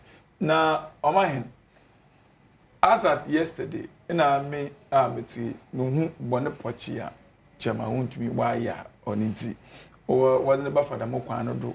Now, waiting in you are. A Sunday, a Joe day, send a meet say, wow station, Asampa FM, a cozy saying. Now, or interview the Ashanti Regional Communication Officer for DNDC, Nurdin Abbas. No, can't in now, can be someone that ye or your bona, ye per why ye menti. Mbaka would you do was that not for them call money you done now. O Sunday, and summer, Nurdin Abbas nor account. Ozikan Ossie, Chairman Wontumi why illegal mining? But Chairman Wontumi said he has never engaged in illegal mining. Uncle mining of forest BM. Now the last time about on Kpebu why they've not been able to prove. Now even when he applied to mine in forest and MPP, it was not granted into nowhere or I can mine in any forest. No the Abbas called so Chairman Wontumi why the road contract be a 1 year human now. When they become a crime there, a contractor or one man contract, not only a juma. So, one more contract to be a juma, not only ya. Na a bank per day, or you contractor or business on ya, it becomes a civil matter. Nowhere does it become a criminal matter into CID in a EOCO overcome. There are conditions of the contract.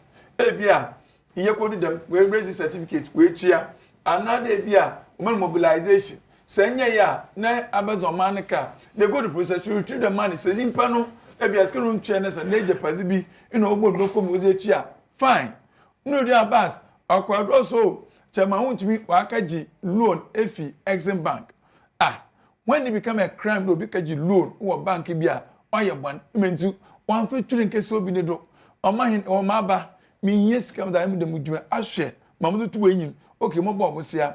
But say these are the terms or conditions of the Egyptian. And it's a Bibian Munchia. If I'm Raquando, Mazoka, Muntia, say nche na bia major pazi bi in ofi there obaji odekesa wa they go through that when Abraham apart from a military government the civilian government they find that no kwa the more kambudo waji loan why isn't bank no nche ya is that the way to take the person through navy illegal mining na na no that ba so can let's assume that admitting even po cheba Wontumi we engage illegal mining amahen ya nyoha ne yetse eni ye kan na oye NDC MP for a win opori labi ama mo correspondent era source asadonko oye expose on him there we ko wura for small oye illegal mining ema him for wo enche we twegwe egunitu we twenesu has he been arrested? Has he been arrested? That benesia de EOCO for catch for labi NDC MP onsuara Adamus Mining Company or Eziama Konkonfo kwa anodon what sure letter akama Western Region Police Command there Kpebu our friend Ano Kofi oye NDC concerned chairman for Elembele ama Kofi Bwane chairman we engaged in illegal mining this year I have the latest here. When was this man arrested by the police or EOCO? And this consulting chairman for Upper Denchira East, Dunkofen. I say, Galamse, anti-Galamse operations are one walk here, Juban, one can't or stop one. Has he been arrested? And to say, if these NDC campaigns are into illegal mining, doing this against a fight against illegal mining, none of them has been arrested, then why Wontumi?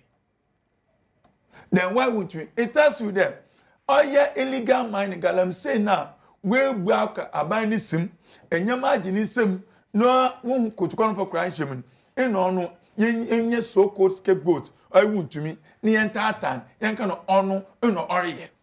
But Ghana for when a boss I must say that within 1 week Sam George. I won't put the business Sam George or your minister who are buying. You won't go for a credible woman. Sam George should not continue to be a minister. Sam George, opposition. Us and this about being no more first budget. President John Dramani Mahama one cancel communication service tax of honor about attacking.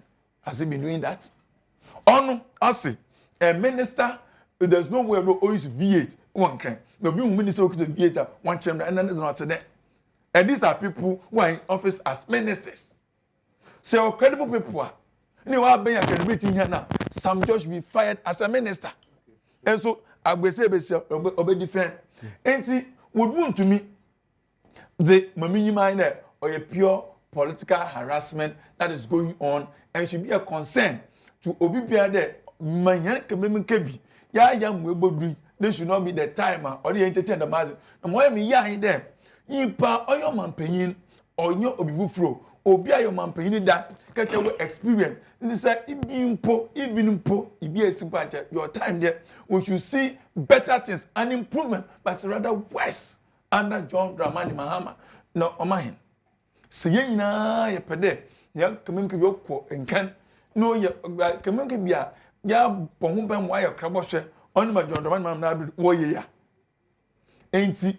Everywhere meaning Ghanaian should rise up and condemn the political harassment that's going on under John Dramani Mahama.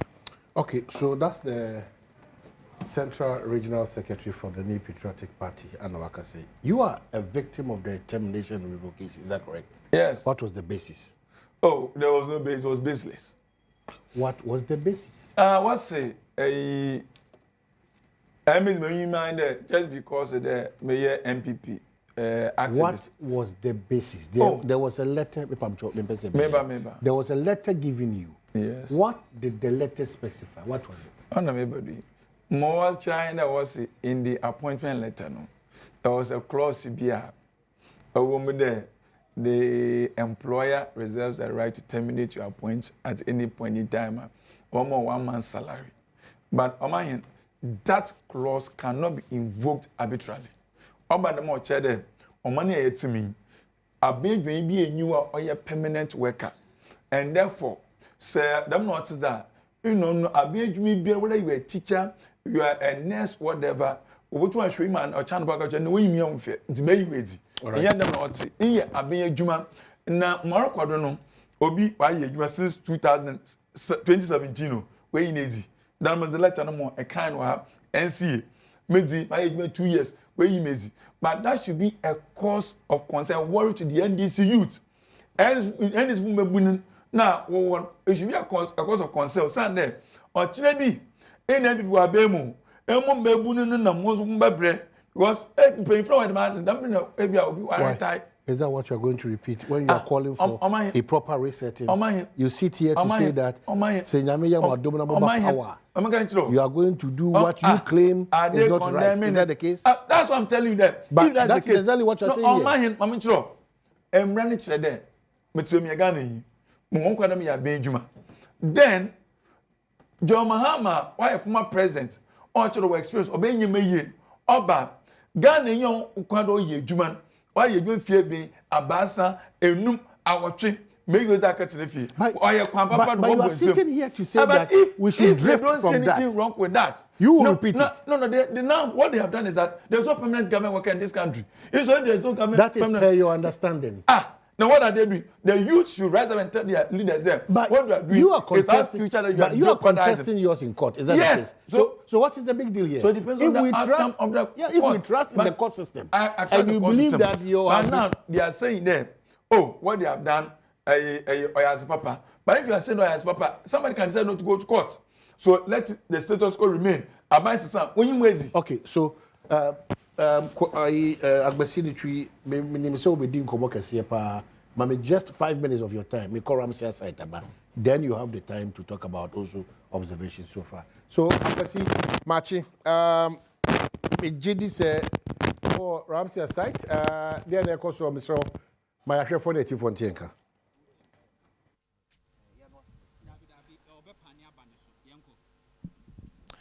Eti omahine kwabena asante merase masom ewo Ramsey site. Aha ene beka na otwi mu the Greater Accra Regional Minister any mpanifo a war important one eto anamo se wompene entena se nyahwan e ma manfo nsidan esi baabia emra ne hye kwam no ense emfata na baabia megine eye bea ba ko a mpanifo eto anamo ye pa eye asasiantam nti o man se wohwe bechi ya no mu a we nyina asasiantam kakraka ye da won mpanifo agya ne se isa se ensuo to na se efri ebri pon so eba emududo ne bi efa hanom ntino so wotena se epene ama manfo ACC adan wa hanom a ebenya sunsu aso kese e de ma wona omfie ACC biaya eye no ebewie chi na asakofa ohaw ne abanedie abeto oman eso etino so bepem wa hanom a adan a the Greater Accra Regional Minister and in Penfu Kango enam on task force the national security ebu eku hanum no enye danke to akra and no hwe mati say the mu kese pa na esuodom no ye twiri ni nyina e de agum sanso na ye asofie asodam so da wanum so no usem Penfu ebu agune mati sese no so no ya mo mbese na ohwe baako eso mfanyi oniema bebru emetwi honum eso efangu ba so to ani ehwe mensanifa som ne tintin so say e de ekone dia onse yaja edani bi ehonum ne nyina se mpanefo amiate asese ya draw borderline bi ewo honum ese wo abetra sa borderline ababia no una fie ebedwiri ede agu enisa adan na hunu mnifa so ya yaja na yendwiri enguye no enye se bi omode no esi biaye ni kwase esi baabi esi ni panefo chemu a ohane sinto bia eni ho na momenua carpenter ni baako bi ewo ahanum onua bra na me no eni enkombo a carpenter fo ye adwuma ohanum no also kan bi watena be semfinhia mienu 2 years eni unya bokọ de Adom TV bedwam su eni kire how ben nso no to a ede brem a motempotem o ye no kre aha de nso no to a nso ni yiriba e ma wo mo a edane omo fi eben nso na the problem brewomo etimu na motisa around no enso ni to a ni yire ni yana nkese no etese oh etimi yiri ma wonnam krampo a wotimi du kotodwe enso etimi yiri ma beto kotodwe wonnam a udru kotodwe wonnam a yeah eti over the years mo a carpenter for so efrem mo ye adwuma mutimi nya bre ne wona mo yo modwuma bi edin komo se baabi bi eden esi enye nka yetu wana mo a enkebeboa oh sa me de me adwuma na me ye enti na edusu na ofrem a me de mini option bia se me ka kire se se ni si ye fruji ane omeye bera ase eti oban kwabra sante asoy dan kese ba ko ya esi ahanom ya yem se yaka ho asem mo nipa bebre ebisa se adenti na saa asoy dan ye nwire enwie no sofo pani ya oda asoy na no ewo ahanom ya mene no eba bedi enkomo na ebisa maame ese na asoy dan no ehon sem kan no se na akosie ya te sempenfo ama na otwe baako ese na opofo akontem omunyi bibia wa bia emfa efra maame Adom TV bedwam so ne yem akwa aba me pa cho ye eja say na boy aso ni din dey say House of Gilgal Prayer Ministry ena pa cho mu se fro say ye frɛ me Prophetess Mary Tego die ne ba ye ma be si aso den wa oh okay ne ye water she tree ble o nti mpa ibo mu no asama me ke de anya obi a na begie di by me so ne me no kra me ni mu na America ya baby a na ayete no e ko ba ne se nkrofo ne se omo pe omo asase ye hu hia wo nti ye de mpa ibo kwa Awurade anim na Awurade kan so ye nko no wa ohene no ne kan kyene se oma ye baby mfa enya na ejuma nti ampa ye di echi e de koye nti e koye no ye ko hu ohene no e na ohene no ba ko kire ense ye odi yenim ko jase ra ho jase che ho nti jase che ka kire ne ma ne so mo be ma ye baby nti o kan so mo ma ye baby no aha na omode ye mba ye by that time na nsuo nto nti ne yenim se na se nia aha siti eno no nti kwan ya fa so a e ma ye bedi ha eno no what now how many years me pa cho me kan say 3 years ya start ye no 6 years ni by ye betena ha kra no 3 years ni it 3 years mu ensuo ato ama na hamoda oh eto by ye manage because ento ma ne mbro su bebre se eto 3 days once at times it be to aso e bia na ato eto mu na apete kakra na jude siom na asan ato nti anu no se de eba de a etime ba kakra ma ne ha yen kakra eti nanu nso kese ya etoye ebi to hanom o habe na de brem oh ya nya o hawo kese bia mom na se ya de etoto aso de anka minim sa asem besi wabetna 3 years woni manfo wanom bi obe na manfo bi so esisi dawa wo bisi omo se na ensuo to a o habe na de brem e wa hanom me first person na me ba ha many first person na me ba ha no nti no munyina anya kukuduro se me mete ha de a ene omo nso omo ba ebeye yi ene ye nyina ya dwen ne sanke ebeye feeling ya adwen sanke ebe feel ye bibi awi anka ye be feel aha ne nyina na ahimfo ne krampo ne ye be kasa se sesi a ye papa John mama ebe obeboa yen ama ya hwe nsuo na eda ho no ama lagoon no ama ye be yi mu tie yi mu a bibia ebe ye fine ama ye feel ha nyina nti feel ha nyina wi a bibia be ye fine asase ne ton mama me say dia ya nton ama me asan say me di nyankopon na esuma me ni nti no o ma nton ama me wo krata wo asase ne de ma no me pa cho me ni hwe e ba ne sa no mo kan say ye nsi na se ye wie a e na ha no so akwa se nipa maaye nti nipa maaye no so mo kan say ye mfa sika na ye mfa nye krata no krampa me ni bi because nipa maaye ye nya ye ni members edru 20 mpo collection kra wo form oh enko yie and enko yie 100 Ghana kra hardly na obenya 100 Ghana na yesi ye babia ni ye twamoja because when ye first man ye bebu edan wa ha previous ones ne buy no ye beto di entina waso dan ye mu na this time de ye bebu agu okay emre bi no omo be ma omo be chọchọ ho po se ye mbubu ema omo bebu ekire ho wa won se we ni yesi oba yesi bi nso we ekire ho omo bebu we ho no egu ye ba ewo mu a na yeti se government na ma go ahead say ye betimi aye me dia mete ye se sa na amanfo kan nti ho na amanfo start se omo ba omo nso omo sisi omo de nti eba ne sa na ye nyina ye nim se we ne ahemfo no ne omo akokasa bibia to din nti na ekoba ne se it this time no mba de aso no mka kire ho oh ye ni mo hwimpo ye ti asori dan ni mo esua ade na sofo ba ko frɛ me kan so mate se bibi koso nti me hwɛ ne a ono nso ne die ni no no ɛhɔ nso na ya asori dan omusi nti ono na ofrɛ me na ɔka so ne a ɛkoso nie na obisa me se ya mpa na ana me se obibi a nkoso Ba oka so bi na oka chem say bibi ikoso. Hey, me pie ya me ba hwe nipa na egu ho say soldier for police for ne ade. No kranya me anim yanka hwe ya nkyere ye. Me say de mente hwe. Wa ho, nti eba ne saa no, ye nyina ye kuma 20 me ka say ye bi a ti say omo a omo wo nsuo no mankasa no e na ye saa. Anso ye wo ha no mo ba say ye nyi ye niama na ye nso no omo bebubu ye ndie. Eja dom egu he wo na me ko bisa asem. Ye ntimi misa hwe. Ntimi mom na me kopa won chew say bubu de me ntimi si won kwan say mo bubu. Na mbom no mesre say because ne yi nkonwa na ebegu abonten ha. Ntimi ka cha won say anka mesre won say wo de omum bubu half. Na ye mpake ye niama ne ngu nchen. Se na ebe ya ya ka ne sempo ye timi apeta poli de akatakata so na ya pe ba bia ye de befa.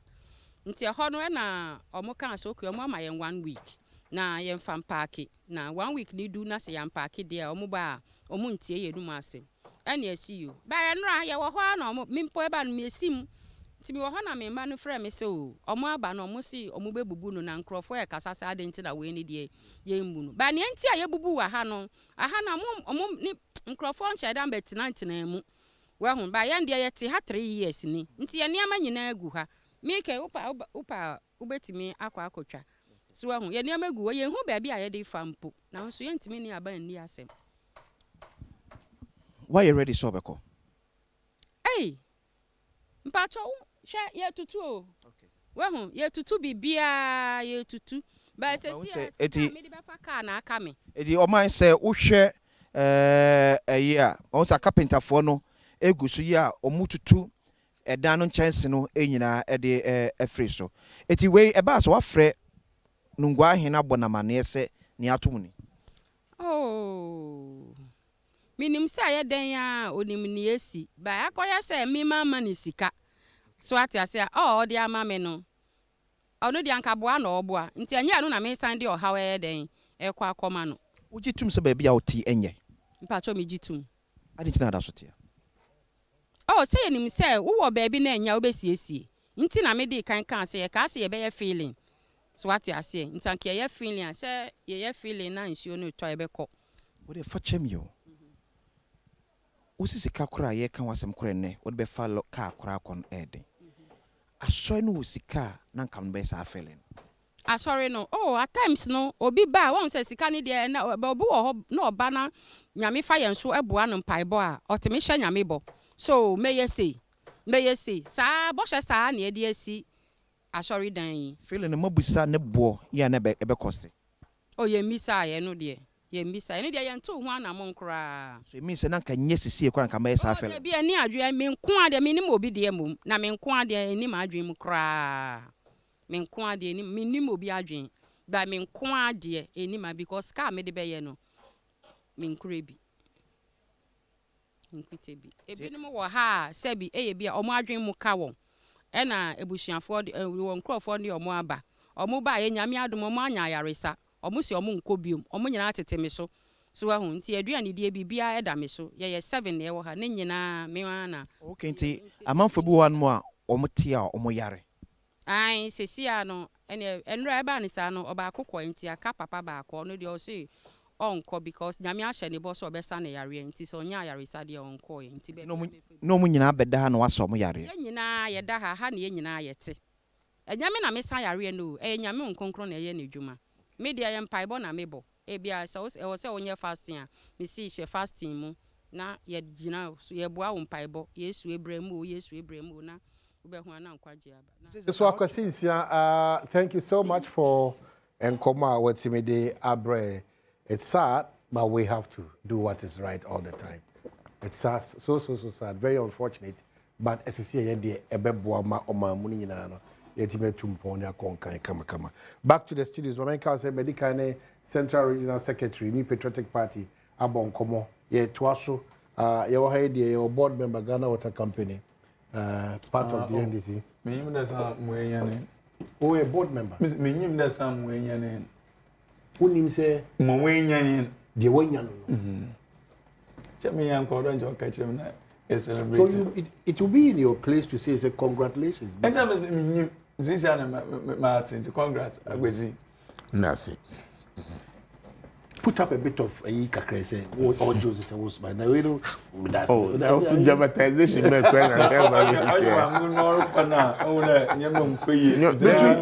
want to comment about Ramsey site? Exactly. Ramsey site we are home. The last government appointee of Caucus asked him who said Kpebu won the titles over. That was after a gentle giant. Gentle giant. Ganyobi giant. Ganyobi giant. For example. Enricote, yeah. Alcohol. Also alcohol. Wait, see, and yet the beer means that we sorry, that should be the target, that should be the target. There is this company called Anok Holdings. Yes. I've read much about them. They are into reclaiming of state lands, authorized by Ministry of Lands and Natural Resources. Fasa Juma no mo. Eomo Juma. Fama mo. What I say? I pray say this is not the first and last. Mr. Beko say omukwa demolition. And I follow Anato Holdings. If I owner say Jato Clement. Jato, yes. Or reclaiming state lands in here, to the benefit of this state, no, also. What did I say? So this thing should end once and for all. Every time you would that, I will see catch us a honey. Now still I will sit down. I don't know. And then the investment they come home. Into the avenue, I have a cousin to meet the go. Why didn't you? Wontumi. Oh, indeed, said the poverty because I got say Wontumi. Anyway, good morning, your man. It's saying by you honey film. Oh, you see your man. Good morning. It's saying. Bisa. Don't be fan quiet. Maybe sir. Bisa, maybe say. Oh, yeah. Oh, don't do that. Oh, man. Now, oh, say, oh, die. Me. What did you cry me pet? What did you me pet? So when I met na pa na me di me bomb my brother born cry me come home. Who fifa? Me fi voter you fi fire to. Okay, so o kasa na catch on mo fi voter you ma jasa so mo ko answer na man dio. Yes me kasa no. Me country kasa. Ka okrom kasa na. Me ko fo bi eni o. No ka okrom kasa chi. Sedi. Sedi. So mo makoji asase wo honum bi no. Mo ntwi omo no ma kasa aban na nye papa. Nhihye na de ibu oman. No vinye veo. Me opete hiba khwan gba le Ramson site. Ki tu college ya lo gboko tugbe a. Emega ijio. Ayingba ma duko ba ingba. Ne mi ijia wa ba gba ho na mi. Na me blame be yo ayingba ma jana mi a. Mega kwa me jiso. Ne mi dia ayingba be wa fla. Me biase e wa fia mi. Akpana mi. Akpana Onye? Yes, they want to hear it. Yes, Wontumi, I did. CID for Afre Wontumi. If you a Chiroko, EOCO Akachi. Party of Free Musu say, Sana Montune, she say, and they seem to have them. They want to be there. Why did you say visa? There be unya undiluted 18-19 means bankers. I'm teading. Ye call we crapa, ye call Casabramity. Let me dream. See, your friend, yes, sir. Correct. So I did. See, I dear friend, I got to an offer, and I'm on to be almost old to her. A bush. Fine. Or we are EOCO forces a day. That toss me, no. When you see then I carry the same hour company family. And you was Debbie. Because they have the right. Yes, you shall. Oh, Hannah, I know. Okay, it's the young way. And the what? Now, where then? 2017, I will come. Yes, you shall. Were we not in this country, minimum, any no? The then Minister for Lands and Natural Resources, Abu Jinakmo, and the Chief Executive of Mineral Commission, ever catch here say, Mama Akunta mine, is it Akunta mining? Akunta mining. Mining. Mama license to go and mine in the forest. It's the entry permit. No? Entry permit. No, to go and mine. If I don't give you the entry permit, you are not entering. You are not entering the place. Baby, you are restricted from entering. Entering the place, but yet you are in there. But you Wontumi kasa onik onkomu osi onkomu na no assembly no part. Eba ni say e na wo yi sa asem na no. No, na nipa bi didi wo sa nipa Debi. But you careful. Nipa bi didi wo sa asem so. Who can say CSOs move by a petition president. Say Akunta mining, mining of forest reserve. But that same point now, me personally need in common. Me need in common on this matter. Only one in common. Wontumi. Now I'm very careful with my words. No, I'm very careful with my words. The sector ministry. Yeah. Ekacho say. Omo man permit bia entry permit. Wait ma ko di juma ho. But meanwhile, you see or di juma no ho. But you see the in fact. The you see it is based on the you see the bar for reaction. Enti di mu no, ujiri so ye juma ho. Ajuma yo. Who dance? Nkofo ho no mo hu. Where ho? You are an astute politician. No, but it is based on that particular issue. That is why the ministry came out together with the agency responsible, Mineral Commission. Every catcher say, "Omo man to me be a self anchor." Now you must say your mouth to me a self anchor. Just a war. So they are denying an access to you, but you are in there forcefully. Inti, you found you are interrogating the yes, sir. And then you are there be no bill. Because say as we speak. No, they be. Me follow process. Okay. After CSA demand day one. No, so reported the following day. Or by. Based on what reason I see CID say on reported the following day. Oh, but the interrogation. Exactly. Yeah. Exactly. They know what they are doing. What they are saying. So if their sister body, EOCO. I say okay, money we almost say yes, you are assembly bisano, but say yanko. Boni me. But you see, this kind of impatient way of behaving, especially by our leadership, the likes of Baumia. Debbie. Oh, say the likes of Baumia. No, I say our leadership. The likes of John. Yes, because we see our leadership. No, the likes of John. No, it's an English word. No. I am Pia. I don't know. Debbie. Nipa bi ti say. Pacho. Tie. Me see your leaderships like Baumia. What's the sound no? Or the lives of Baumia. Debbie. Okay, but because who find me time? The watch that I mean what say Wontumi asema EOCO no. And boy your democracy. No. All trust idea no. Oni baby Baumia sorry, Wontumi wo. It's so disheartening. Sasem tuwa. When a lawyer, yes, sir. Today is Thursday. Wednesday was yesterday. Tuesday night.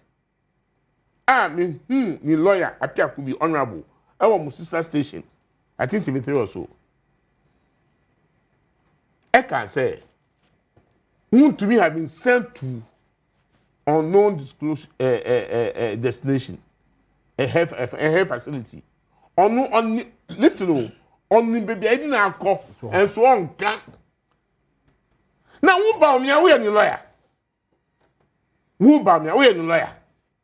And you are not at the same honorable Apia could be another radio station. Say, EOCO had been very cooperative and understanding. Omuni EOCO akonu pe come baby agosu to me one answer. Correct. So Bamia I just try na no ko se ni koko no balance be mindful of which mindful please. No, because what you wrote was so disinforming. Please. Please power. No, address him appropriately. Like it's not no affair no. They will see. It is not about affair. I am talking about what he wrote. But how do you talk to your former vice president? The former vice president I knew would not write such a thing. If you disagree, there's no problem. But add a bit of utmost respect. Respect in there. A former vice president. Eya oye nyoma bi one on case of the former vice president also. And the flag bearer of the one opposition party. The born in the crater of Cotrona. I don't want to go and fata. He have even insulted the council. Apia Kubi. Because Apia Kubi catches no one baby or Bibi Akosu to kama. Yaman, want to Yaman the bill. Me wanna. Yaman the bill. 30 million. It doesn't matter the amount. No, I'm saying the condition. No. Yaman the bill. Yeah.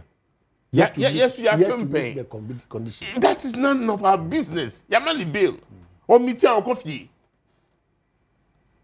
Omiti our coffee. Of course, first day, no so yari. And you call hospital. There be also yari, and I didn't call hospital.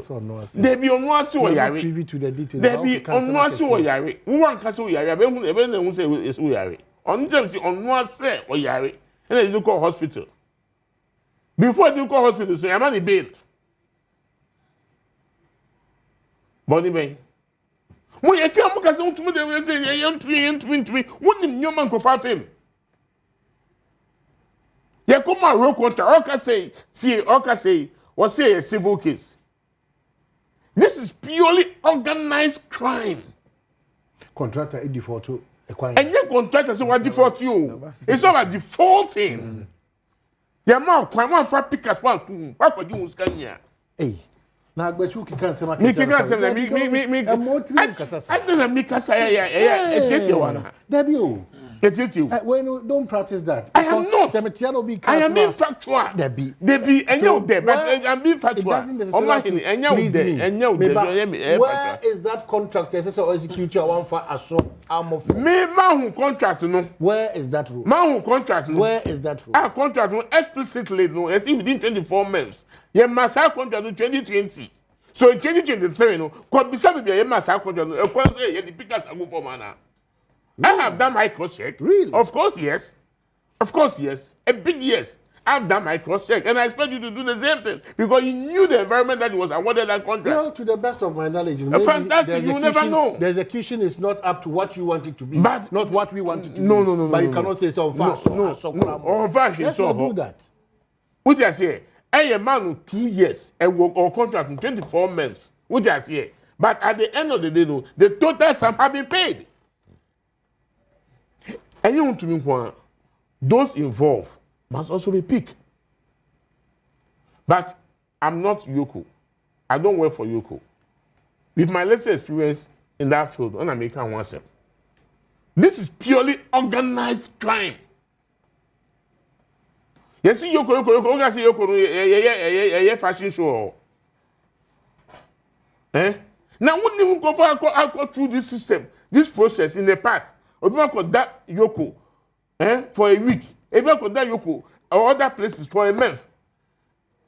So we are practicing. You do. We are not practicing. I do. We are not practicing. EOCO have been so charitable and very lenient to what is the meaning of charitable? Me come and say guidelines or what's charitable? And that's the point that they have granted him loan. Have they not granted him loan? Have they not granted him loan? Why is he there? EOCO money loan. I'm sorry, bail. Have not granted him bail. Why is he there?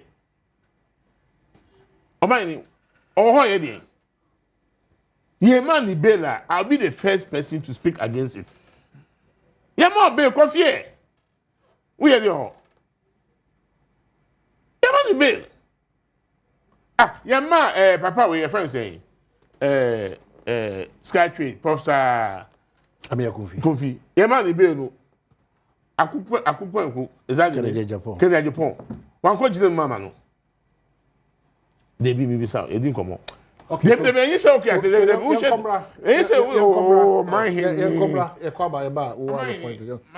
No problem.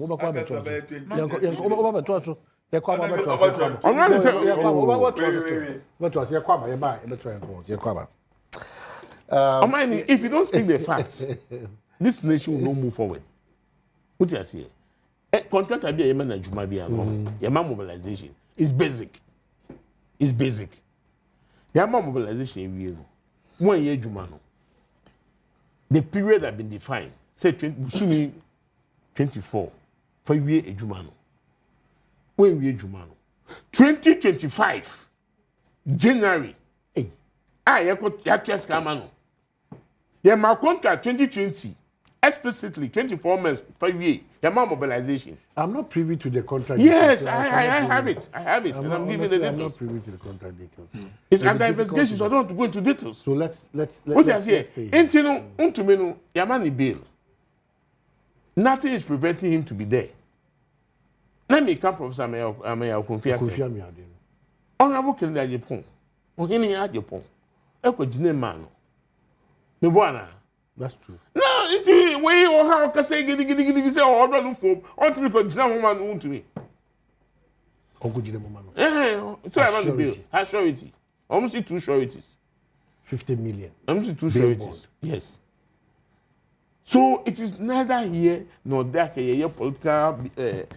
We are not doing that. It's the law. Pay. You understand me? Pay. It's just a lesson to all of us. Now for discuss me station be no go for tell vice chair of MPP. Eko kasa mi ko yoko gidi or obi o ka che me say oh me phone no my me jai kasa phone no so me catch something me catch me say taxpayer spend edition nika who work obi office we catch say we don't speak on phone here now who catch say and who catch say taxpayer money who kwa taxpayer edition edibu man we who ko yes ade no a na edu ko tum sisi a say hey we na ko now meanwhile no untumi gi ni sika no or the gold bars, any share or TV says, Okuta gold. Now, some gold, no Okuta, Yaman the bill. Only first I go there for a guarantee. Why won't I say it? Why won't I say it? But that's what he did. 1 year I don't know. Ayo gold bar. So he's rich. Ayo gold bar. 50 cities got Cheneko. Ayo gold bar. I am media. 50 million. Uncle Cheneko. Ayo gold bar. Ayo gold bar. I am gold bar. I put that money in forest reserve. Gold. Yo. Forest reserve as man no come. Ebinu. Why do you do that? Why do I do what? Why do you get the gold from? Omahin. What is can you explicitly tell us why you did that mining to get that gold? Wait, my share. A combination of all the concession na oyo mojuma. Into the make can say forest reserve then can. Wontumi can change. Minimum. It is very you see, one interesting thing is say. Patrol, don't say things that you can't substantiate. And that minimum to us be a chairman. Omahin wa can say you neta. Wontumi and fan someone to be. There be minimum wontumi. And some of them is exactly. So I know what I'm talking about. Okay. I know what I'm talking about. No problem. Omahin. What I say? Yeah, money bill. When nothing is preventing him from coming out from that place, just fulfill the bill. Okay. And you know how such conditions are being fulfilled. So we need that. No problem. Well, only she can about defending unnecessary things. Intimate flag bearer and continuous undiluted flag bearer of the MPP. Baumia. Sasemba on Tunubu. Okay. Dr. Mahmoud Baumia, the state was about a lot of going to say, if you ma no quandai. Usande. For room before that. Agosi. This is a serious platform. Agosi. Me ye in the meeting because America me ye we are actually dance. Me dimu hunyi. To wasu du hunyi. Ohun na mpanyimfo na ewo ha edi ye hunyi. Emi ye fobu so fama ahwefo. Na before mpo no na we can see the fie. Ewo kuma say ema enya edom no kogu a eji okache Rambo star was it good? And son and I'm sorry bankran wasn't one about CID OVN EOCO were intercepted watching was as an time watching or children and son won't send to was watching. So all these things go on and I will see you sit here and say that it was the right thing to do. It was not the right thing. What was it's the Dr. Mahmoud my memory chain there. May ye be ano, young from Raquando on chip there Obi Bibo so BB. No what catch it. No more from Raquando. Yen found boy yen can be no more buying. No quanda. I will see. Mercy. Our smart son came. Yen into that makes me young kind of American paying to oil no quar. On my hand. Sir contractor. I beg which and a car. Now northern second share on mine votes in no ois can another wasn't got taco. Who know a joint aye into confirm engineers work access to a suffer to which na no okay ya David enti say mbajiska na o mind man wo hwe edwuma mi ya e be kwa na ofado onya simple matter contractors he experienced person a lot of contracts what grace do was ni yan wo wi a David enti penyina etedam our experience about Sanaka no 24 months we wie into that constitutes a crime. No, we experience let's get it like this. Let's get it like me say. The man 24 months of your juma. Yes, only juma no. But what you full payment. But you don't know the details. Me I have the in executing contracts. No, I am telling you that I have the details. I had the details. That's why I was speaking to it. I had the details. You want to take me on? No, Pacho. Wontumi can take me on. It's not about Wontumi taking you. It's about doing what is right. I am saying, that's the most important. I would allow him to see. Please,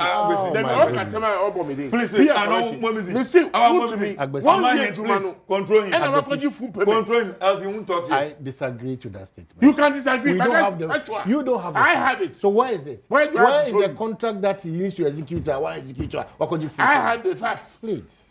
And I'm speaking to the facts. Am I? It's not part of what? No. Yes, on my are you privy to information in this country? No, that's not it. Yes, I'm telling you. So once you're privy, help me with that. Why should I help you? You should take me on if I'm saying something. But you don't say things that people will take you on when you know it's I'm saying something on authority. But where is that authority? Where is that authority? The time will come. It's under investigation. Oh, please. Amain. Yes, Amain. You know, Bessia. Or to one a whole presidency. Mu issue one man a letter. Was not a board member of NIA. On Wontumi Kachino. What's it? People have committed crimes in this country and want to work with some more. But it doesn't change the state going after if they believe that. That is why I make sure that it doesn't change. No. I want to make sure that we are all equal before the law. And we know to Minzobi, no on Yobi. And to say, Moya pepper, Nanya political victimization. Na harassment na mo more podcast opponent. I don't know what to do. I don't know what to do. This is make sure the illegal miner working. Mo bought NDC MP for our win. My money there. But who told you said they are not pursuing the matter? You are here. You are not a determinant of how the security of I am not a determinant of it, but you cannot say that somebody has engaged illegal mining. CID invites him and takes him through that process. Now another person so I got name NDCMP on when was here invited by CID. Catch them. Agbesetia also information on check. When was Oforilabi invited by the CID? When was the NDC chairman for LML invited by CID? Upper the is NDC chairman. In the CID for catching. But when you say a lot of the ministers that served under the Adom Kufuor, they've gone quietly, decently to NIB and CID headquarters without invoice. So they might be invited without even you knowing about it. A lot of the past there be me how the security operates. That is not the case. It's not to suit your interests. No. We are talking about someone who has engaged in illegal mining. Who also be why illegal mining so-called. Wontumi. No are catching. No mercy. There's an expose. Where you expose NDC MP also engaged in illegal mining. Do you have the facts? Yes. Where is the fact? Can we have it? No, hold on. Maybe I don't say I am missing that. That's what you are. No, because I am not fighting that. Hold on. As I expose on him. The memo of the on cars, maybe. Y'all can see. And see a difference. I can actually on TV3. Yeah, you can see. Chronicle me Kenya. On him. In some man. Yen to me and can there. To me. Onu ya the drum boko ni fie ya kwosho yes na bank crime ne ya be ni Rambo style na NDC MP for our wins on ya na enough justification for women to be allowed to know. That's what I'm saying there. You cannot, they should all be given equal treatment. Yeah, can say our Yelembele chairman Ibiesa. Now when did it become a crime? Then my contractor na contract my package miska na feed a you know is that the way to go? Oya bone there obi akaji loan Enti maye wo ye nyina just because the over it me allow. Enti emfa no but we are telling you the MPP the way e kwan bi anyi wa the MDs or wa be wotu wa kan kasa wa che wenwun on see that the bam from rakwa ye defend yen the right thing amembu no de mubu amembu ya ayi waji munsemi ema mu minister nsema okekan for MPP NDC ba be mi no obi sare mo akekan sem bebre enana mo aba be ma azina mo kan mo re ya no west enti mo make sure that mo ye credible mo se mo ba won ka chete play na muna mo chete oguje to unresign on it when the margin all that they are doing is to cover up all that is going on Ghana will take on enti omayen MPP they cannot intimidate us want to intimidate here that they will make sure that mo ya onyen ya baka wasem Ghana yi bia so on sir na ma ba na onyen because omayen 7 December abana to you onyeku it's a narration 7 December onyeku oyaba na yeto to make sure that kemem kebi na ma doctor mo America ya bobo mo ban no wetin na mo ya promotion akodo agwesi need to matter you are in power so I am accommodating. There's no evidence. If you want to tell them, want to be narrations. Yeah. No, but Everton or can come Bible.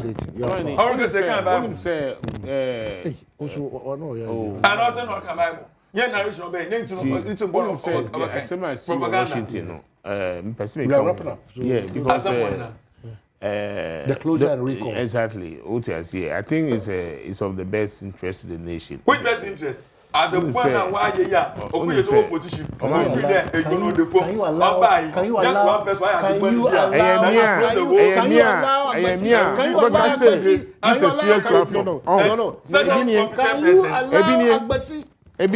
I don't blame him. Please. I don't blame him. Please. I don't blame him. I don't blame you either. Please. You see, please.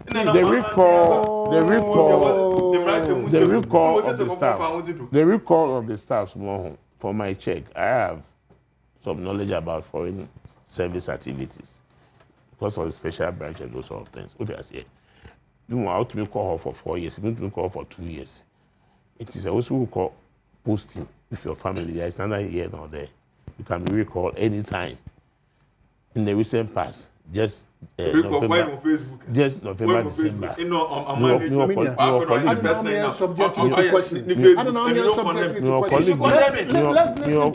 Your colleague here recalling in November one of the embassies based on an issue. Passport service just this November, December. What did I say? Until mobile and check. How was it done? Nancy was come back. How was it done? What did I say? So at the end of the day, you know, the guy that is involved in the transaction, the quarting guy, yes, and yet career diplomat or a high staff. What I say, and you know, if the minister is closing that particular session down, when I say session, there are more than one. There are more than one embassies in the U.S. So when I say session. When I say session, he doesn't understand. So we don't listen to him. So at the end of the day, you know, he might have done that transaction, you know, with some of the staffs, being temporary or permanent. So the best thing is to get the whole. He doesn't work in isolation. So within the it's an embassy. What did I say? So when you close that place down within that period of time, I maybe 2 or 3 days or whatever it is. You know, we are trying. They might try to identify what really transpired. But see, Thursday. You proceed that way. When did the announcement come? What did I say? You proceed that way. Because this guy, me salute. What's the name of that gentleman? Kofi Toto. I salute him. I wish he's here for you to discuss, not this particular person here. Of course, yes. He has no knowledge about it.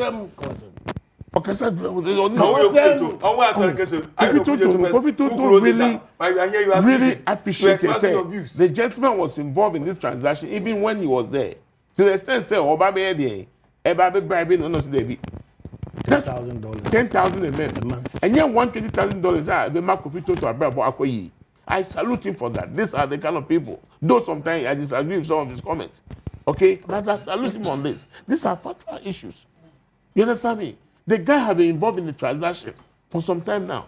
I am saying, say, I don't know, and I have no idea for that. Say by now, no, the action that the minister have taken, no, I'm not privileged to it. Maybe something have taken place. He have been reported to the police, whichever way.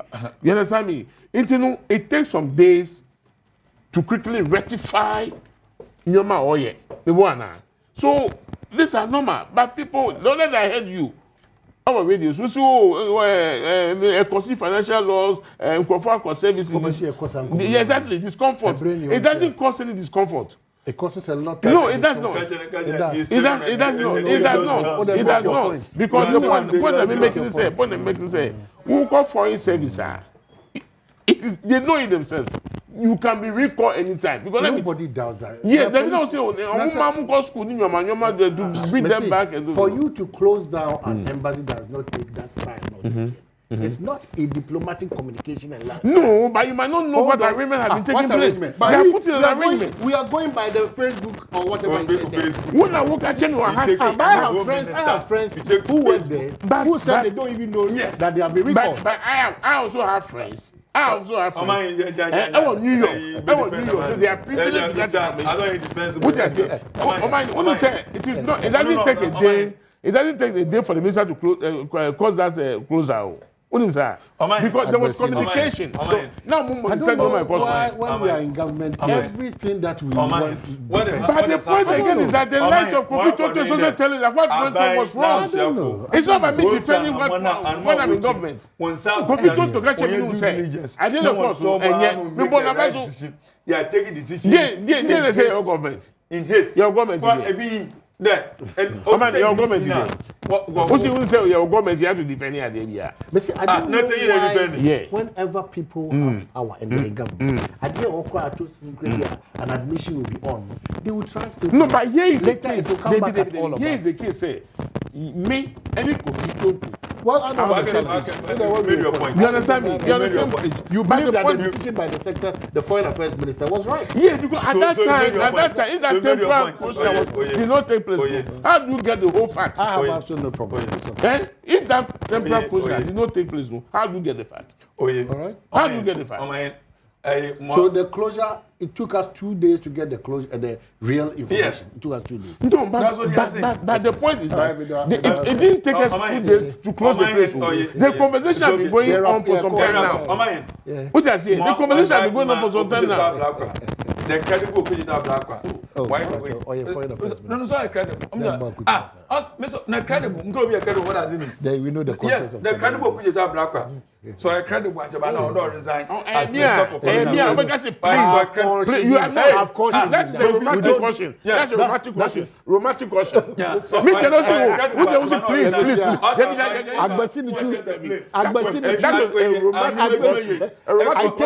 I take a cue from your advice. Yes.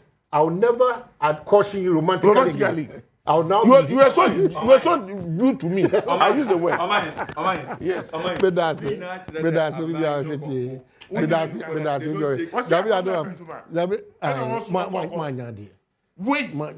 Wait.